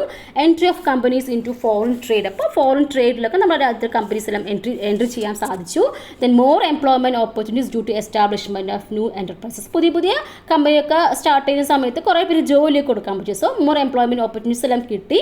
അങ്ങനെ നമ്മുടെ നാഷണൽ ഇൻകം അല്ലെ, increase in the national income സാധിച്ചു എന്നുള്ള കാര്യം അതൊക്കെ നമുക്ക് പോസിറ്റീവായിട്ട് പറയാവുന്നതാണ്. ദെൻ ഇതിൻ്റെ നെഗറ്റീവായിട്ട് അല്ലെങ്കിൽ എഗെയിൻസ്റ്റ് ന്യൂ എക്കണോമിക് പോളിസി എന്ന് പറയുമ്പോൾ ഒരു എക്കണോമിക് ഡിസ്പാരിറ്റി അവിടെ കൂടി, excess exploitation of natural resources. അപ്പോൾ ഈ കുറേ ആൾക്കാർ ഫോറിനേഴ്സൊക്കെ നമ്മളോട് ഇൻവെസ്റ്റ് ചെയ്യുമ്പോൾ അവർക്ക് പ്രോഫിറ്റ് മേക്കിങ്ങിന് വേണ്ടി മാക്സിമം നമ്മളുടെ അടുത്ത് നാച്ചുറൽ റിസോഴ്സ് എല്ലാം എക്സ്പ്ലോയിറ്റേഷൻ ചെയ്യാൻ തുടങ്ങി. Import leads to fall in price of domestic products. അപ്പോൾ എന്താണ് ഇമ്പോർട്ട് ആയതുകൊണ്ട് ഇമ്പോർട്ടിലൂടെ എന്താണ് നമ്മുടെ ഡൊമസ്റ്റിക് ആയിട്ടുള്ള പ്രൊഡക്ട്സിൻ്റെ അതിൻ്റെ പ്രൈസ് എല്ലാം തന്നെ എന്തായി കുറയാൻ തുടങ്ങി. Government losses control over economic system. നമ്മുടെ ഗവൺമെൻറ് നമ്മുടെ എക്കണോമിക് സിസ്റ്റത്തിന് മേലുള്ള ഒരു കൺട്രോൾ അവിടെ നഷ്ടപ്പെടുകയാണ്. അപ്പോൾ ജോബിന് ഒരു സെക്യൂരിറ്റി അല്ല, ഉറപ്പ് നമുക്കൊന്നും പറയാൻ പറ്റില്ല. അപ്പോൾ ജോബ് സെക്യൂരിറ്റി കുറയാൻ ഡിക്ലൈൻ ചെയ്തു. Future income loss of the government due to the privatisation of public sector firms. അങ്ങനെ ഫ്യൂച്ചറിൽ income loss of the government ഉണ്ടാവുകയാണ് ഡ്യൂ ടു എന്താണ് privatisation of public sector firms. Public sector firms എല്ലാം privatisation ആയതുകൊണ്ട് തന്നെ ഗവൺമെൻറ്റിൻ്റെ ഇൻകമിൽ എന്താണ് ഭാവിയിൽ അതിൽ കുറവ് വരുവാണ്. ഇത്രയാണ് അതിൻ്റെ നെഗറ്റീവായിട്ട് കുറച്ച് പറയുന്ന കാര്യങ്ങൾ. ഇനി നമ്മൾ IMF പറഞ്ഞു അല്ലേ. അപ്പോൾ IMF ഒക്കെ നമുക്ക് എടുത്ത് സിലബസിൽ പറഞ്ഞിട്ടുണ്ട്. അപ്പോൾ IMFുമായി ബന്ധപ്പെട്ട കുറച്ച് കാര്യങ്ങളാണ്. International Monetary fund IMF is N organisation that promotes global economic growth, financial stability, encourages international trade and reduces poverty. അപ്പോൾ IMFിൻ്റെ ഒരു ഫംഗ്ഷനാണ്. അപ്പോൾ IMF was originally created in 1945 as the part of Britain Woods agreement ഭാഗമായിട്ടാണ്. Then IMFിൻ്റെ head quarters ഏതാണ്? Washington DC ആണ്. The organisation is currently composed of 189 member countries. Each of them have representation of IMF executive board. മൊത്തം 189 member countries ഉണ്ട് എന്നുള്ള കാര്യം പറയാണ്. Then ഒരു കാര്യം നോക്കാം, ലേറ്റസ്റ്റ് ആയിട്ട് വന്നതാണ്. Gita Gopinath has been appointed chief economist of the International Monetary Fund. അപ്പോൾ IMFിൻ്റെ എന്താണ് ചീഫ് എക്കണോമിസ്റ്റ് ആയിട്ട് അപ്പോയിൻറ്റ് ചെയ്തത് ഗീത ഗോപിനാഥിനെയാണ്. 2019 and also she became the first women to hold the position. ഈ പൊസിഷനിൽ വരുന്ന chief economics of the IMF എന്ന പൊസിഷനിൽ വരുന്ന ആദ്യത്തെ വുമൺ ആരാണ്? ഗീത ഗോപിനാഥാണ്. ഓക്കെ, പിന്നെ നമ്മളിത് IBR നമ്മുടെ സിലബസിൽ പറഞ്ഞതാണ്. IBR നമ്മുടെ ടെക്സ്റ്റിലില്ല, അപ്പോൾ ജസ്റ്റ് ഒന്ന് നോക്കി വെച്ചിട്ട് ഞാൻ ഓൾറെഡി പറഞ്ഞ കാര്യമാണ്. IBRD വെച്ച് കഴിഞ്ഞാൽ എന്താണ്? International Bank for Reconstruction and development ആണ്, അല്ലെങ്കിൽ also called as World Bank. എക്സാമിൽ ചോദിച്ചതാണ്. വേൾഡ് ബാങ്ക് എന്നറിയപ്പെടുന്ന ബാങ്ക് ഏതാണ് എന്ന് IBRD ആണ്. അത് എന്തിനു വേണ്ടിയിട്ടാണെന്ന് ചോദിച്ചു കഴിഞ്ഞാൽ, അല്ലെങ്കിൽ ഒബ്ജക്റ്റീവ്സ് ഓഫ് വേൾഡ് ബാങ്ക് എന്താണെന്ന് ചോദിച്ചാൽ റീകൺസ്ട്രക്ഷൻ ആൻഡ് ഡെവലപ്മെൻറ്റ് ആണ്. ക്യാപിറ്റൽ ഇൻവെസ്റ്റ്മെൻറ്റ് എൻകറേജ് ചെയ്യുക, ഇൻ്റർനാഷണൽ ട്രേഡ് എൻകറേജ് ചെയ്യുക, ഒരു പീസ് ടൈം എക്കോണമി എസ്റ്റാബ്ലിഷ് ചെയ്യുക, എൻവയോൺമെൻറ്റൽ പ്രൊട്ടക്ഷൻ. ഇത്രയാണ് വേൾഡ് ബാങ്കിൻ്റെ ഒബ്ജക്റ്റീവ്സ് ആയിട്ട് വരുന്നത്. Okay, the International Bank for Reconstruction and Development IBRD, otherwise called the World Bank എന്നും അറിയപ്പെടുന്നത്. എസ്റ്റാബ്ലിഷ്ഡ് ഇൻ 1945 എന്നും കാണുന്നുണ്ട്. പക്ഷേ വേറെ ഇതിൽ കറക്റ്റായിട്ട് ഒരു ഇയറും കൂടി തരുന്നുണ്ട്. അപ്പോൾ ഞാൻ അടുത്ത സ്ലൈഡിൽ തരാം. The purpose is to bring about a smooth transition from war time to peace time economy. അപ്പോൾ നമ്മുടെ ആ വാർ കഴിഞ്ഞ ശേഷം ആ ഒരു പീസ്ഫുൾ ആയിട്ടുള്ള ഒരു എക്കോണമിക്ക് നല്ലൊരു മാറ്റങ്ങൾ കൊണ്ടുവരിക എന്ന രീതിയിലാണ്. അത് എസ്റ്റാബ്ലിഷ്മെൻറ്റ് ഓഫ് പീസ് ടൈം എക്കോണമിയാണ് മെയിനായിട്ട് വരുന്നൊരു ഒബ്ജക്റ്റീവ് എന്ന് പറയുന്നത്. അപ്പോൾ ഇത്ര മനസ്സിലാക്കിയാൽ മതി. ഇത് കറക്റ്റായിട്ട് നമ്മുടെ ഗൈഡിലുള്ളൊരു സംഭവമാണ്. World bank officially operations in June 25, 1946 ആണ്. അപ്പോൾ ജൂൺ 25, 1946 അതിൻ്റെ ഒരു പ്രവർത്തനങ്ങളൊക്കെ തുടങ്ങുന്നത്. അപ്പോൾ ഇതിൽ നോക്കൂ, എസ്റ്റാബ്ലിഷ് ചെയ്തത് 1945 പക്ഷേ പ്രവർത്തനം തുടങ്ങുന്നത് ഇപ്പോൾ 1946 ഹെഡ് ക്വാർട്ടേഴ്സ് വാഷിംഗ്ടൺ DC ആണ്. US 189 മെമ്പർ കൺട്രീസാണ് ഉള്ളത്. President of the World bank ആരാണ്? ഇപ്പോഴത്തെ ഡേവിഡ് മൽപാസ് ആണ്. ഫസ്റ്റ് വേൾഡ് ബാങ്ക് പ്രസിഡന്റ് ആരാന്ന് ചോദിച്ചു കഴിഞ്ഞാൽ യൂജീൻ മേയർ ആണ്. തേർഡ് വിൻഡോ ഏതുമായി ബന്ധപ്പെട്ടിരിക്കും എനിക്ക് ചോദിച്ചതായിരുന്നു. വേൾഡ് ബാങ്കുമായി ബന്ധപ്പെട്ടതാണ് തേർഡ് വിൻഡോ എന്ന് പറയുന്ന ഒരു നയം. ഇതിൻ്റെ മോട്ടോ എന്ന് പറയുന്നത് working for A world free of poverty ആണ് ഇതിൻ്റെ മോട്ടോ എന്ന് പറയുന്നത്. ഇനി വേൾഡ് ബാങ്കുമായി ബന്ധപ്പെട്ട അല്ലെങ്കിൽ വേൾഡ് ബാങ്കിനുള്ളിൽ ഇറ്റ് കംപ്രൈസസ് ഓഫ് 5 അസോസിയേഷൻസ് അല്ലെങ്കിൽ 5 കോർപ്പറേഷൻസ് ഏതൊക്കെയാണെന്ന് ചോദിച്ചു കഴിഞ്ഞാൽ International Bank of Reconstruction and Development, International Development Association IDA, International Finance Corporation, Multilateral Investment Guarantee Agency, ICSID International Centre for Settlement of Investment Disputes. ഇത് World Bank ഗ്രൂപ്പിൽ വരുന്നതാണ് ഈ 5 എണ്ണവും. ഇനി World Trade WTO, World Trade ആ പേര് പോലെ തന്നെ deals with the global rules of trade between nations. അപ്പോൾ ബിറ്റ്വീൻ നേഷൻസ് രാജ്യങ്ങൾ തമ്മിലുള്ള ആ ട്രേഡിൻ്റെ റൂൾസിനെ കുറിച്ച് ഡീൽ ചെയ്യുന്ന WTO എന്ന് പറയുന്നത്, വേൾഡ് ട്രേഡ് ഓർഗനൈസേഷൻ എന്ന് പറയുന്നത്. ഇതിൻ്റെ ഫംഗ്ഷൻ എന്തായിരിക്കും? അപ്പോൾ to ensure that trade flows as smoothly, predictably and freely as possible. അപ്പോൾ ട്രേഡ്സ് ഒക്കെ നല്ല സ്മൂത്തായിട്ടും ഫ്രീലായിട്ടും നല്ല രീതിയിൽ നടക്കാൻ വേണ്ടിയിട്ടാണ്, ഫംഗ്ഷൻ ചെയ്യാൻ വേണ്ടിയിട്ടാണ് ഇത് WTO വർക്ക് ആവുന്നത്. ഇനി ഇതിന് ഹെഡ് ക്വാർട്ടേഴ്സ് എന്താണ്? WTOയുടെ ജനീവയാണ്, സ്വിറ്റ്സർലാൻഡ്. ഫൗണ്ടഡ് എപ്പോഴാണ്? January 1, 1995 മൊത്തം 164 കൺട്രീസാണ് ഉള്ളത്. അപ്പോൾ ഇന്ത്യ എന്ന് പറയുമ്പോൾ എപ്പോഴാണ്? 1995 January 1 തന്നെയാണ് നമ്മുടെ WTOയിൽ അംഗമാവുന്നത്. മൊത്തം നമുക്ക് 164 കൺട്രീസ് ഉണ്ടെന്ന് പറഞ്ഞു. നമ്മൾ ടെക്സ്റ്റ് ബുക്കിൽ പഴയതായിരുന്നു, 161 കാണുന്നുണ്ട്. അപ്പോൾ 164 ഇപ്പോൾ ലാസ്റ്റ് ജോയിൻ ചെയ്ത് ആരാണെന്ന് ചോദിച്ചു കഴിഞ്ഞാൽ അഫ്ഗാനിസ്ഥാനാണ്. WTOയുടെ നേതൃത്വത്തിൽ ആദ്യമായിട്ട് നമ്മുടെ വേൾഡ് കോട്ടൺ ഡേ സെലിബ്രേറ്റ് ചെയ്യുന്നുണ്ട്. എപ്പോഴാണെന്ന് ചോദിച്ചാൽ 2019 October 7. ഇനി അടുത്തതാണ് ഈ WTO പഠിക്കുമ്പോൾ പഠിച്ചിരിക്കുന്ന ഒരു കാര്യമാണ് GATT. പ്രത്യേകം സിലബസിൽ പറയുന്നുണ്ട്. General agreement on tariff and trade ആണ്. എന്താ GATT എന്നുള്ള കാര്യം നോക്കാം. GATT is A legal agreement between many countries whose overall purpose was to promote international trade by reducing or eliminating trade barriers such as tariff or quotas. അപ്പോൾ ഈ GATT എന്ന് പറയുമ്പോൾ ഒരു ലീഗൽ എഗ്രിമെൻ്റ് ആണ്. ഒട്ടേറെ രാജ്യങ്ങൾ തമ്മിലുള്ള ലീഗൽ എഗ്രിമെൻ്റ് ആണ്. അതിലൂടെ ഒരു ഇൻ്റർനാഷണലായിട്ട് നല്ലൊരു ട്രേഡ് പ്രൊമോട്ട് ചെയ്യുക, അതിലൂടെ ട്രേഡ് ബാരിയേഴ്സും അതുപോലെ തന്നെ താരിഫ് കോട്ടാസ് എല്ലാം റെഡ്യൂസ് ചെയ്ത് ഒരു സ്മൂത്ത് ആയിട്ടുള്ള ഒരു ട്രേഡ് അറ്റ്മോസ്ഫിയർ അല്ലെങ്കിൽ ഒരു ഇൻ്റർനാഷണൽ ട്രേഡ് പ്രൊമോട്ട് ചെയ്യുക എന്നുള്ളതാണ് ഈ GATT, the general agreement on tariff and trade എന്ന് പറയുന്നതിൻ്റെ ഒരു മെയിനായിട്ടൊരു ഫംഗ്ഷൻ എന്ന് പറയുന്നത്. അപ്പോൾ ഈ GATT സൈൻഡ് ഓൺ എപ്പോഴാണെന്ന് ചോദിച്ചാൽ 1947 October 30 GATT came into force നിലവിൽ വരുന്നത് 1 January 1948. ഇനി അടുത്ത് നമ്മുടെ സിലബസിൽ ഇപ്പോൾ ലാസ്റ്റ് പറഞ്ഞിരിക്കുന്ന ടോപ്പിക്കാണ് Asian Development Bank or ADB എന്നുള്ളത്. Is an important international organisation ആണ് that affects India and other nations especially in financial sector. Financial സെക്ടറിൽ വരുന്ന ഒരു ഓർഗനൈസേഷനാണ് ADB അല്ലെങ്കിൽ ഏഷ്യൻ ഡെവലപ്മെൻറ്റ് ബാങ്ക് എന്ന് പറയുന്നത്. അപ്പോൾ ഇതിൻ്റെ ഒരു എയിംസ് അല്ലെങ്കിൽ ഒബ്ജക്റ്റീവ്സ് നമ്മുടെ ടെക്സ്റ്റ് ബുക്കിലില്ല, വേറെ ഒരു ബുക്കിൽ കണ്ടതായിരുന്നു, ജസ്റ്റ് ഒന്ന് നോട്ട് ചെയ്തിട്ടുണ്ട്.